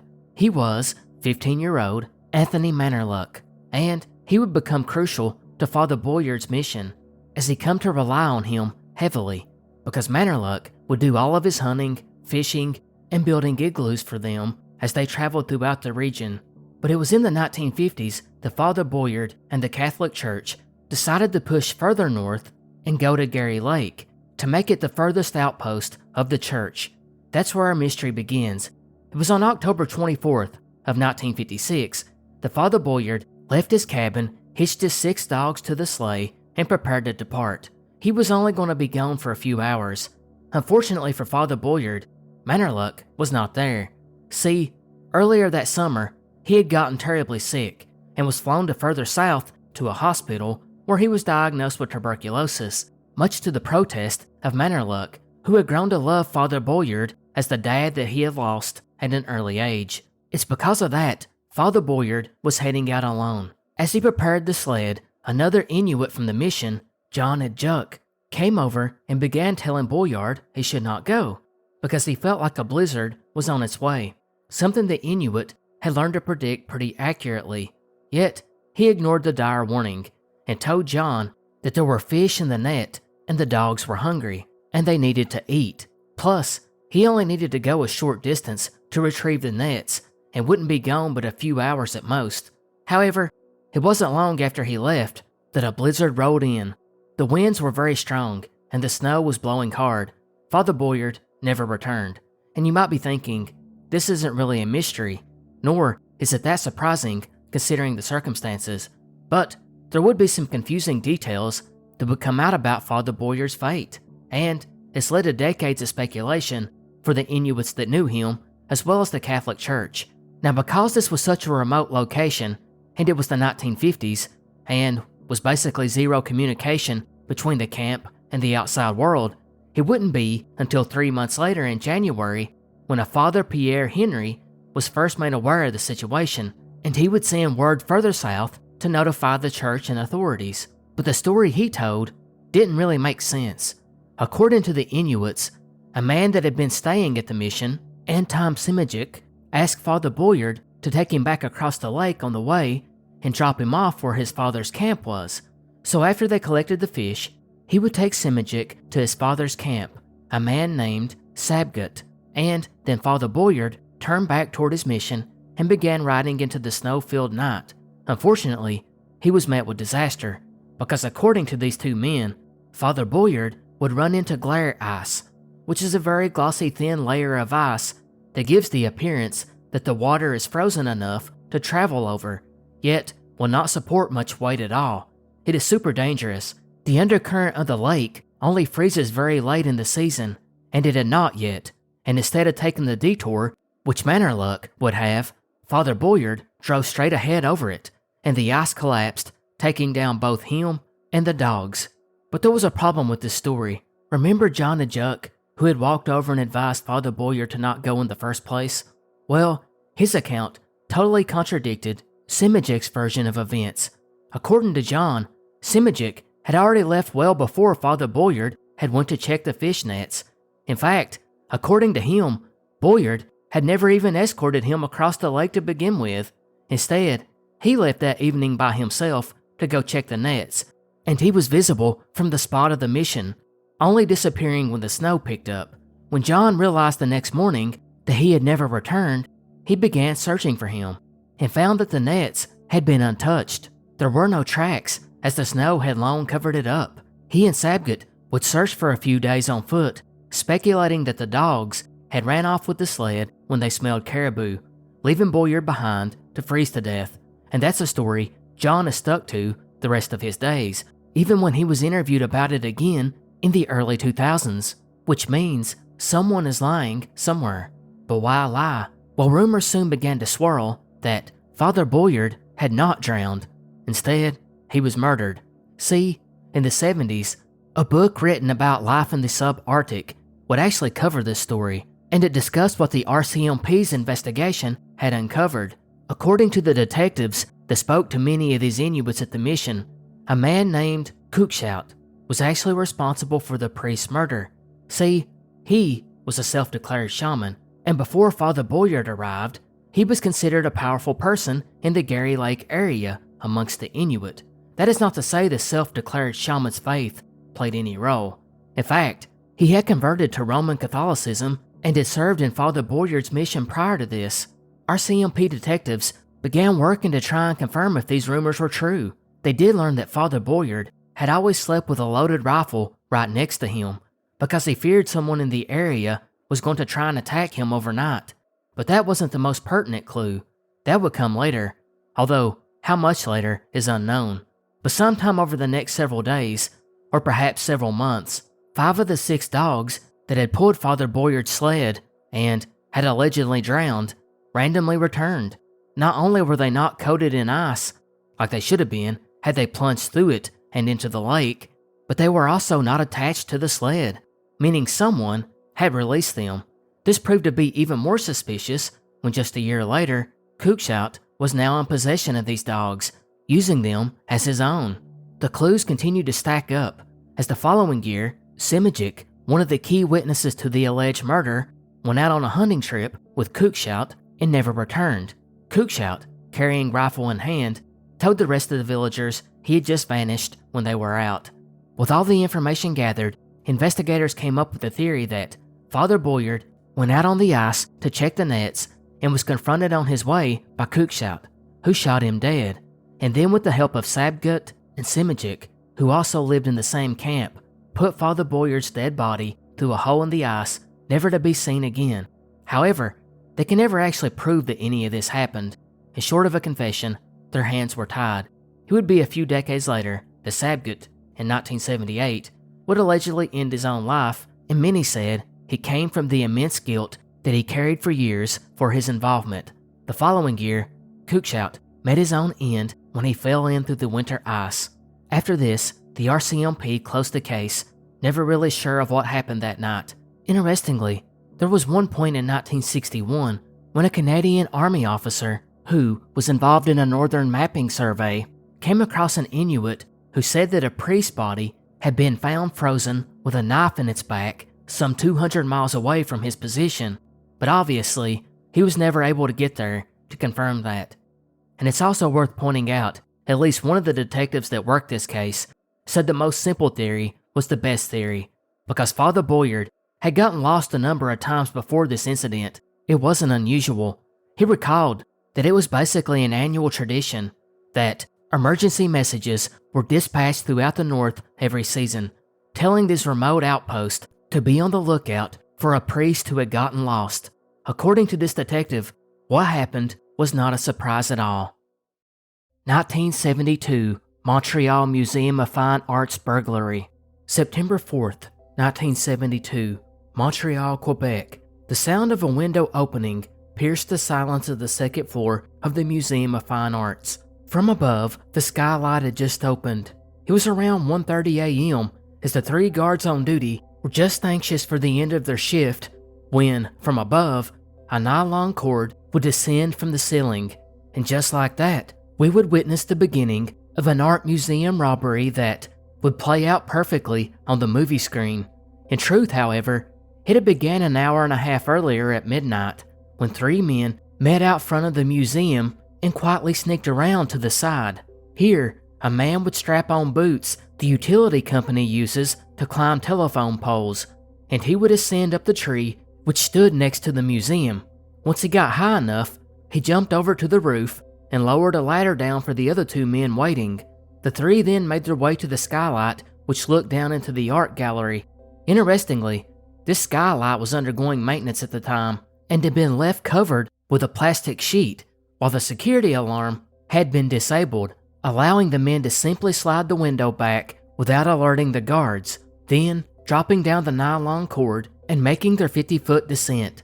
Touching the floor, they would look around the gallery and find their targets. Unfortunately for them, it would not go off as planned right away, because one of the 3 guards on duty had just made his way to the kitchen to get some tea and walked straight by 2 of the burglars. However, the men were prepared, and one of them immediately fired his shotgun up into the air to get his attention and then make him comply. The other 2 guards then rushed to the scene to help and were quickly overpowered. They were taken from here to the lecture hall, where they were bound and gagged. They would report later on that these men had their faces covered by ski masks and had long hair, and both were about 5'6". The 3rd thief was never seen by the men, but they did hear him speaking French, which was interesting considering one of the other men seemed to only speak English. Soon, the pillaging was on. With the 1 burglar standing guard, the other 2 began moving paintings, jewelry, and figurines. After completing their haul, the men had planned to exit the same way they had entered, although they soon found the task of hauling all of this stuff back up via a rope and system of pulleys was simply going to take too long. This is when their plan began to come apart, because they would soon steal a set of keys belonging to one of the museum's trucks and try to escape that way. But that blew up in their face, because to get to the truck, they had to go through one of the side entrances, which of course set off the alarm, and in doing so, decided to leave half of the stolen items behind as they fled on foot. It would be an hour later when one of the guards was able to free himself, and they called the museum's head of public relations, a man named Bill Bantee, who in turn called the police. In spite of leaving half of the items behind, the 3 men still walked away with the equivalent of nearly $30 million in today's money, with the 1 Rembrandt alone being estimated at $20 million. And you might be asking, why did they call the head of public relations? Why not call the museum's director first? Well, there's an explanation for that, and it really ties into the timing of this, the awful timing for the museum, but maybe the perfect for the burglars. See, it was Labor Day weekend, a holiday tied to vacation and travel for Canadians everywhere. This included the museum's director and the director of security, as well as the board president, leaving Bill as the next in charge. Once the police arrived, they would begin their investigation, and they found out from Bill that most of the works were fairly small, usually around a foot at their longest dimension. They had also gotten away with 38 pieces of antique jewelry. The word then spread throughout the city and area. Even the American border was alerted to be on the lookout for these items. But there was a problem. Not only were the residents distracted by the holiday weekend, they were distracted by the news. Actually, multiple events going on had their full attention. First of all, the very next day would be the infamous Munich massacre, when Palestinian terrorists took 9 members of the Israeli Olympic team and held them hostage. So considering Montreal was preparing to host the next Olympics, the locals were hooked to the news coverage, and even this attention was divided over a fire which had been set at a downtown bar, killing 37 people. And not to mention, the Summit Series was taking place, a huge hockey series between the USSR and Canada. So as you can imagine, an art museum being plundered didn't exactly grab the city's eyes. In any case, investigators actually had a critical first lead, because just 3 days prior, 3 other thieves had broken into the home of an owner of a moving company, where they had stole paintings worth over $50,000. And just like the art gallery, 2 of the men spoke French, while the other spoke English. They also wore hoods to prevent identification, but most importantly, they had climbed up a nearly 700-foot cliffside from the lake where a powerboat sat. After much investigation though, the detectives ruled out any kind of connection. After this, authorities turned to what many of you probably already concluded. This had to be an inside job. How else could they have known about the skylights that were being repaired and thus had the alarm turned off? It makes perfect sense. In fact, it would be as late as 2017 when an art crimes investigator looking over the case stated there was a 90% chance that it was an inside job. However, there were some issues with that. First of all, detectives had already pursued this theory really early on. There was just no evidence which pointed to the skylight information being passed along to anyone on the outside. Instead, investigators were pretty confident how they had found out. It was through simple reconnaissance. One of the men probably walked into the museum checking out the galleries and then noticed the construction going on with the skylight. Maybe he even observed the alarm being turned off. In fact, just 2 weeks before the break-in, someone reported running into two men sitting on chairs on top of the roof, wearing sunglasses and smoking. When they were asked who they were, they claimed to be employees. Now, who this witness was, the record does not state, but I can only imagine it wasn't another employee. Regardless, after the robbery, those chairs were missing. To add to this, the thieves' escape plan was botched. If it had been an inside job, surely the person on the inside would have told them how to disable the alarm at the side entrance. Or they could have told them that the alarm was an internal one only, and not one of those that called out to the police automatically, and they wouldn't have had to abandon half of their plunder. These facts basically ruled out an inside job. In the following weeks, the museum finally did get a phone call from a man with a gravelly voice and European accent, and he tried to ransom the art back, which is what was expected in these types of heists. And during negotiations, the museum did recover one of these paintings. However, it ultimately led to one of those movie-type scenes where the thief is sending an undercover officer from payphone to payphone when it came time to exchange the ransom money for the rest of the stolen items. And before the handoff, the police were detected by the criminals, who then backed out of the entire thing. This would be followed up on a year later by another man who led the art museum security director on a wild goose chase in which he was promised the paintings in exchange for $10,000. In that case, the thief did get to $10,000, but no paintings were recovered, and it's unknown if this man was connected to the original theft or if he was just taking advantage of the situation. After this, there has never been another ransom attempt, although detectives believe now that was never the goal. Instead, it was all orchestrated to buy time while they moved the paintings around in the black market. And that's basically the mystery. Who was behind it? And what happened to these paintings? As far as suspects, there have been many persons of interest over the years, but only one who we know of, or at least we know of his alias, a man named Smith. Apparently, he was an art aficionado, knowing a lot in particular about the history of art in Quebec. He also told them he had been a student at the art school nearby the museum at the time. This was very important because the original detectives had also focused on some art students from that exact school.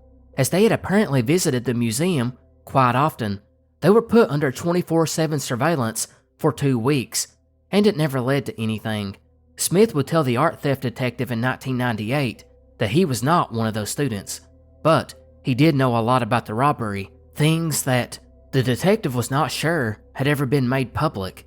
The investigator had tried to trick Smith as well by claiming that the rope was made of steel, only for Smith to correct him and point out it was made of nylon. He even took it a step further and said that the rope was not gray, which was common at the time, and instead was a yellow color. That detail was for sure kept secret by investigators.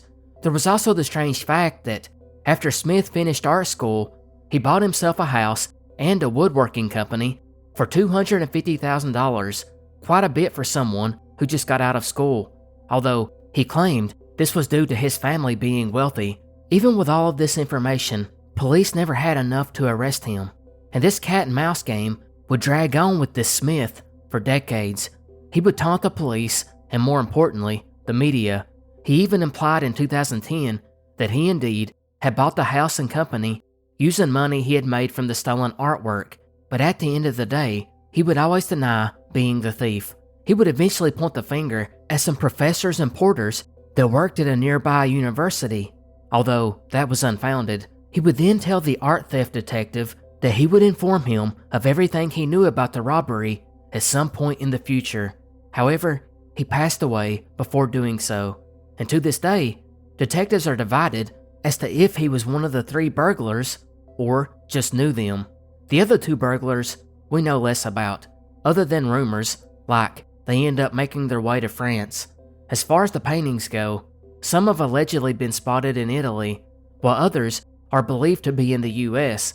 Some investigators believe that the bulk ended up in South America due to some criminal connections and the black market at the time. However, others believe, due to the difficulty in selling these items, they probably never left Montreal, let alone Canada. Today, not only is it one of the biggest art thefts in North American history, it is the single biggest theft in Canadian history, period. The Beauport Poltergeist. August 1989. Beauport, Quebec. A teenage resident named Nancy was laying in bed in her family's apartment while her mother made breakfast when her peaceful late summer morning sleep would be disturbed by a large crash from inside the home.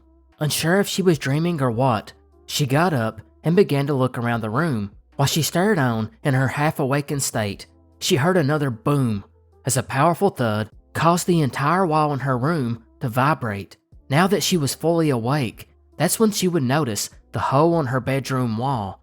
This last noise, which was as loud as a pistol firing, was just the beginning, because soon the walls themselves began to move, rocking back and forth, making loud cracking sounds throughout the entire 2-story building. By this point, the neighbors had came out and began to complain. Or they did until it started happening to their apartment. Within the first 2 days of that noise coming from Nancy's room, tenants would report 19 more violent impacts that shook the entire building, shaking so much that the plaster on the walls began to break and fall off. The tenants, by this point, were highly agitated and began to point their fingers at one another, suspecting that someone was involved in a prank or maybe something illegal. Eventually, the landlord was called, and he couldn't believe it, although he would stick around and witnessed it himself. He at first worried that this could all be due to a gas leak, and everyone was evacuated out of the building until someone from the gas company could come by and test for a leak. They would arrive shortly, and as they were there, the top floor began to shake violently, and they ran upstairs and found nothing. After testing the entire facility, they ruled out a natural gas or methane leak, and they left. Next, a building inspector was called in, and he would begin going over investigating every room and found nothing. But curiously, he would stop and lean his shoulder up against the wall, and it struck him hard enough to leave him dumbfounded. In spite of this, he could never locate the source. Next, geological engineers were called out to inspect the home's foundation, and these engineers quickly found what they thought was the problem.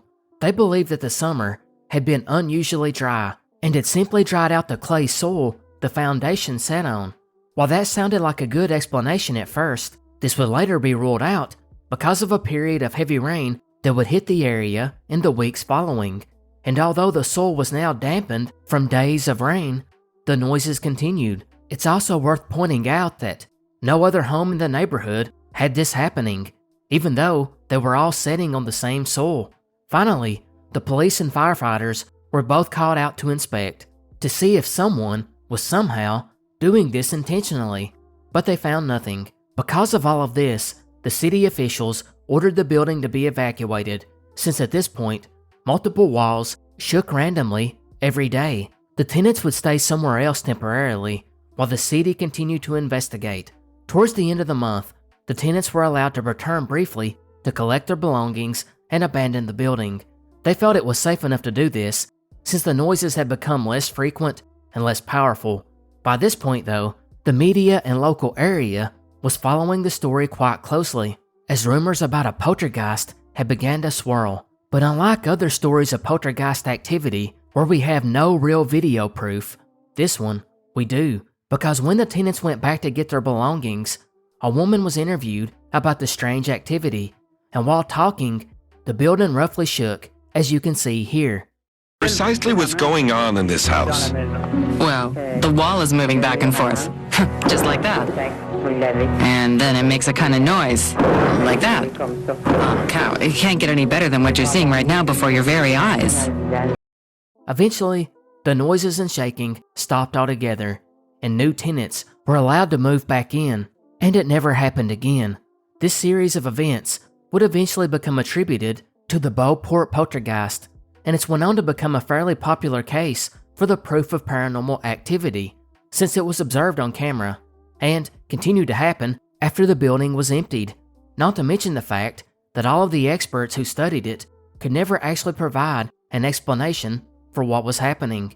However, as you might imagine, skeptics still don't believe it, and they pitch an alternate, more down-to-earth theory, like the one the geologists had came up with, that this all had to do with very dry soil. But what about the rains? Well, likewise, if clay-rich soils change volume due to a lot of rain, it can also produce the same effect, although the houses on the same block should have also been affected. Not to mention, in cases where this does happen, the noise is usually slow, or like a progressive cracking, not sounds like gunshots or the whole building moving. That's why others have suggested that it may have been a poorly constructed building, and the loud noises were just the wood or other materials shifting from moisture changes in the air, although the building inspector reportedly ruled that out. But maybe the strangest part of this all was, after a month of trying to trace down the cause, it just stopped. So maybe it was a poltergeist. Shag Harbor UFO Incident, October 4th, 1967. Around 11:20 p.m., residents of Shag Harbor, a small fishing community of about 400 residents located in Nova Scotia, were about to enter UFO lore, and what many would go on to say was the Roswell of Canada. It all started when the townsfolk noticed orange lights in the sky. Most would say there were 4 in total. These lights seemed to flash in sequence, and while these people stood there watching, not fully understanding what they were looking at, a whistling sound pierced the night as the lights began to rapidly descend down to the water at a 45-degree angle, where it hit with a bright flash and explosive roar. It then started to float on the water, about 900 feet off the shore. The scene was dramatic enough that the witnesses who had been watching began to suspect they had just witnessed a plane crash, and they quickly rushed to call emergency responders. Now, just coincidentally, a RCMP officer named Ron Pound had already been in the area, and he had seen the lights himself and was already en route to the harbor. He too would later tell investigators that the craft had 4 lights and appeared to be about 60 feet long. He pulled up and was met by a police corporal, Victor Werbicki, and Constable Ron O'Brien, along with many other residents, and the men walked down to the shore where they would watch and study the object. The officers would record that a yellow light on the water began to slowly move away, leaving a yellowish foam in its wake. The craft went further and further out into the icy waters, where it disappeared from view, either due to the horizon or because it submerged down into the water. By this point, the Canadian Coast Guard was reaching the area, along with regular folks from around town who had boat access, and they would all sail out to the spot where the light had been seen. But by this point, it had done vanished. However, what they did find was strange. The yellow foam they had seen from the shore was still there. It was about 200 feet in diameter and smelled of sulfur. Authorities were convinced a small aircraft had went down, and the Coast Guard continued to search for survivors all the way up until 3 a.m. when they finally surmised that if anyone had initially survived, they would have now succumbed to hypothermia, and they scheduled the search to continue at daybreak. However, the RCMP by this point had began checking to see what the air traffic had been in the area at that time, and that's when they found that every aircraft in the area was accounted for, both military and civilian, which was made more odd by the fact that by the next day, the Rescue Coordination Center filed their report on the matter, concluding something of unknown origins had hit the water of Shag Harbor. Soon, the Canadian Navy reached the area and deployed divers who would comb the ocean bottom for several days, and reportedly discovered nothing. Canadian officials then came out and basically stated nothing had ever happened, and the whole thing was blown out of proportion, and the story was quickly forgotten and was out of the newspapers in no time. However, the case lingered in the minds of many ufologists for years. They couldn't really buy into the thought that nothing had happened, nor did they really believe the rumor that it was somehow linked to a Russian submarine that was spotted in the area at the time.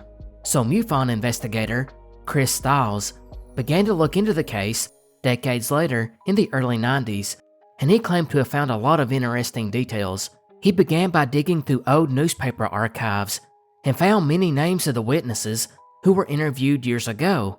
He then started tracking these people down and asked to meet with them so he could go over their accounts again. Chris would also discover odd things that had led up to the incident, like at 10 p.m., just a little over an hour prior to the Shag Harbor sighting, UFO reports had begun to come in, specifically from Halifax, about a 2.5-hour drive away, while there was also a Captain Leo Howard Mercy of the fishing ship MV Nicholson, who called in a report about 4 bright objects in a rectangular formation hovering near Halifax.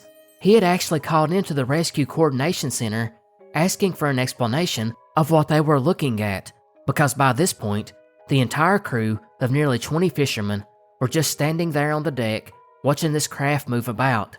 But there were even more witnesses, as apparently numerous people had called into a local radio station at 10 p.m. to talk about these objects that were flying around Halifax, a full hour before the craft landed in the ocean at Shag Harbor. But there was an even earlier report, one from a pilot flying in Toronto. The captain of Air Canada Flight 305 reported at 7:15 p.m. that he and the first officer had spotted an object traveling a parallel course just a few miles away. He stated that it was a very bright, rectangular object with smaller lights trailing it.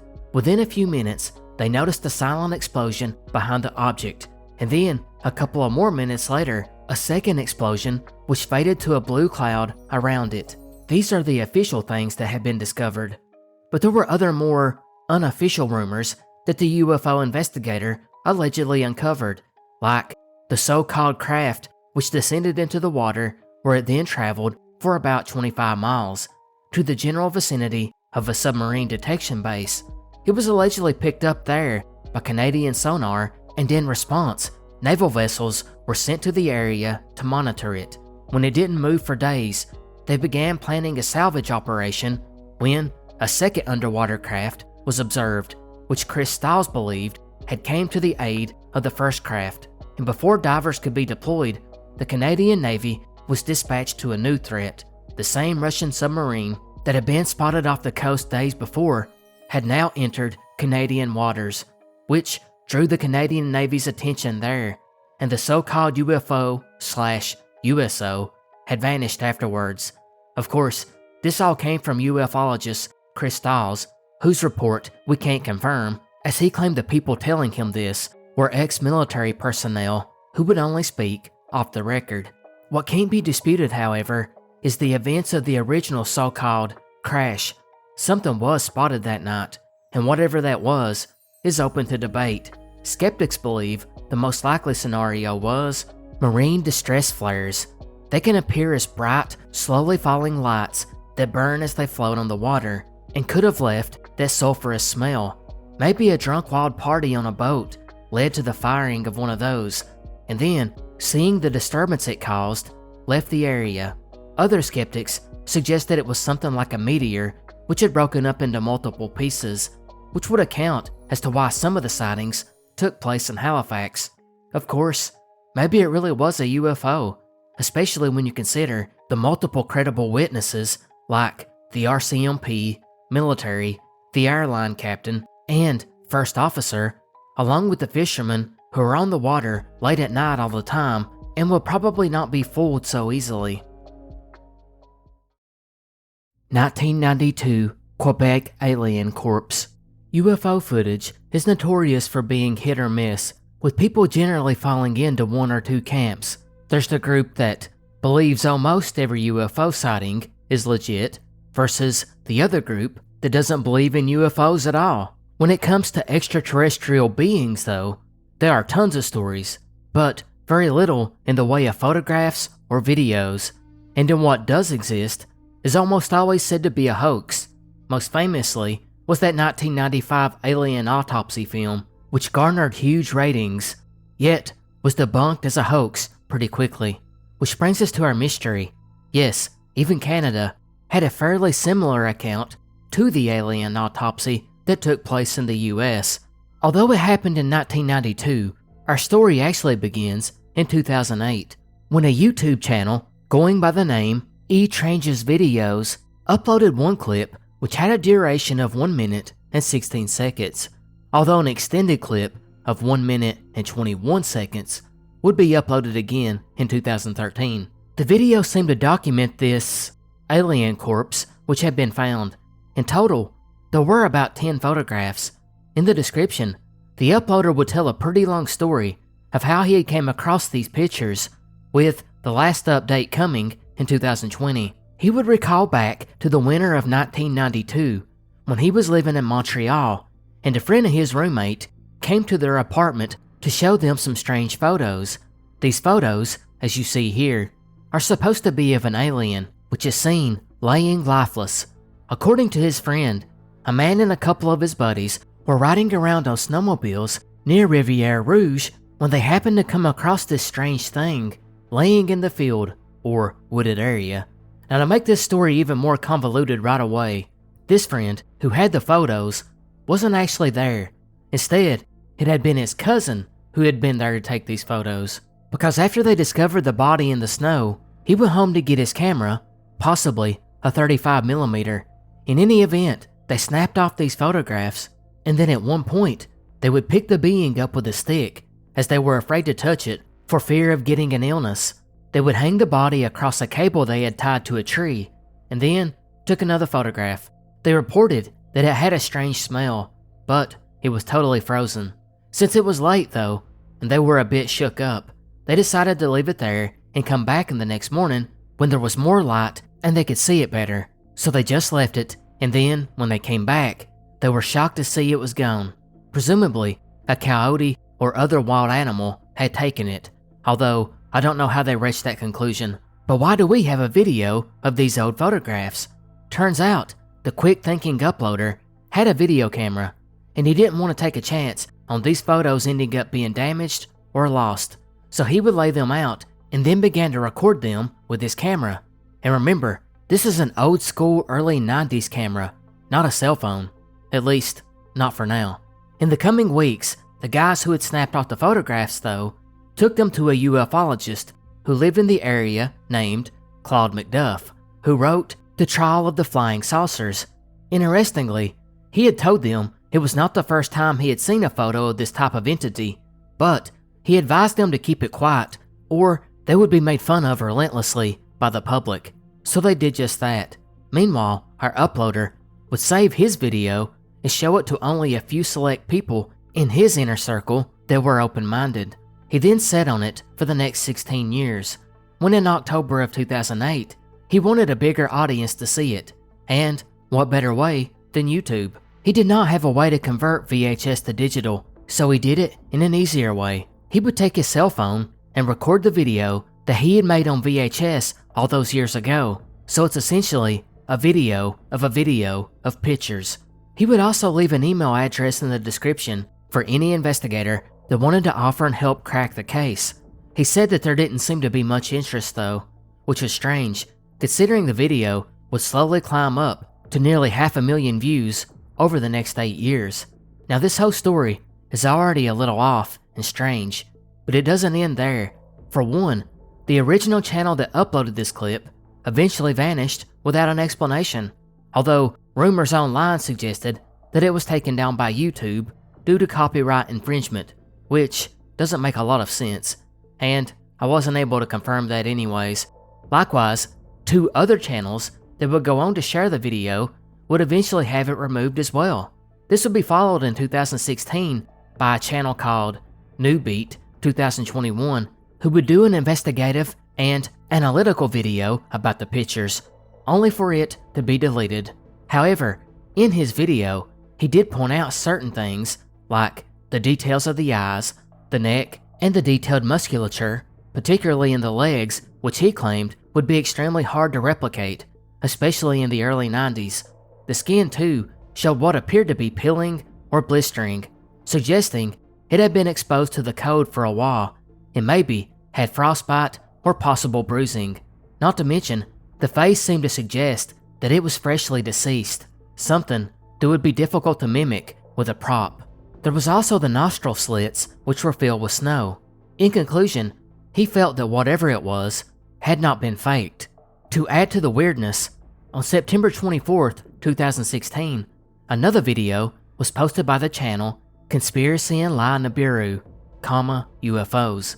And in this one, it shows the head of a small gray, very similar to the one filmed in Montreal, and not long after it was uploaded, the entire channel was removed from YouTube, while the original Montreal video would be uploaded again in 2020, and this time the description read that it had been uploaded to the dark web in 2017, which was obviously not the case since it was on YouTube in 2008.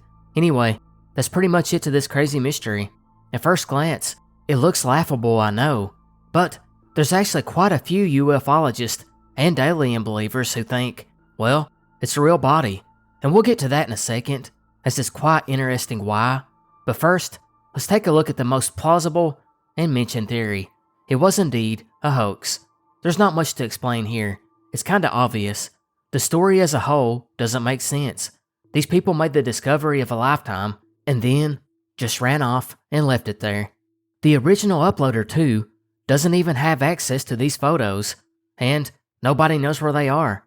Not to mention, he never shows on the video the actual VHS tape that it's supposed to be on, which could suggest that it was never recorded to VHS, and it could be a much more modern creation around 2008 when it was uploaded. Although multiple people have pointed out that the clothing worn by the men in the photos does point to the early 90s, as well as that flashlight in the background, who some online posters claim is an early 90s model. There's also another huge issue with this story, and that's the chain of custody. The photos arrived to this uploader via a friend of his ex-roommate who wasn't even there, but was given the photos by a cousin that had been. That's insanely dubious. However, as I've mentioned, quite a few in the unexplained phenomena community believe this is legit, and let's start with the most obvious reason why. The anatomy is very detailed, as mentioned by several of the people who have studied it closely, not to mention the signs of frostbite, swelling, and skin slippage hints at a real post-mortem body. That would be difficult to pull off outside a Hollywood studio in 1992, which brings up the next question: why?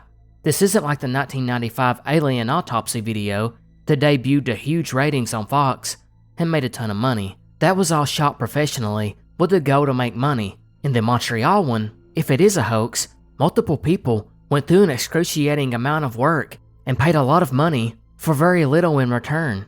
If it was really created in 1992, it took nearly 20 years for it to get any attention, and even then, it's never been that huge of a video. It never really went viral. I can't imagine the money that it earned was more than it cost to make. It's those reasons that's left some to suggest a much darker theory, that yes, this is a real corpse, but it's not alien, and might just be human. One that was deformed, diseased, mummified, or mutilated. How it ended up here is anyone's guess, and how it vanished is equally perplexing. But the anatomy looks very human, and maybe that's why it has been yanked from YouTube multiple times. Of course, I'll close by suggesting the less likely scenario, that it was an art project or something made by a student. It just seems too elaborate for that. And finally, the real mystery here is if it was a hoax, why hasn't that person came forward? I mean, there are a few posts online that claim someone did come forward in the years past, but that seems to be a fabrication too. Also, who are the other people in the photo? Why have none of these people ever been identified or spoke out? See, that's the real mystery to me. Forget the photos, because personally, I just don't see it. But it's the strange story around the photos themselves that make this mystery totally baffling.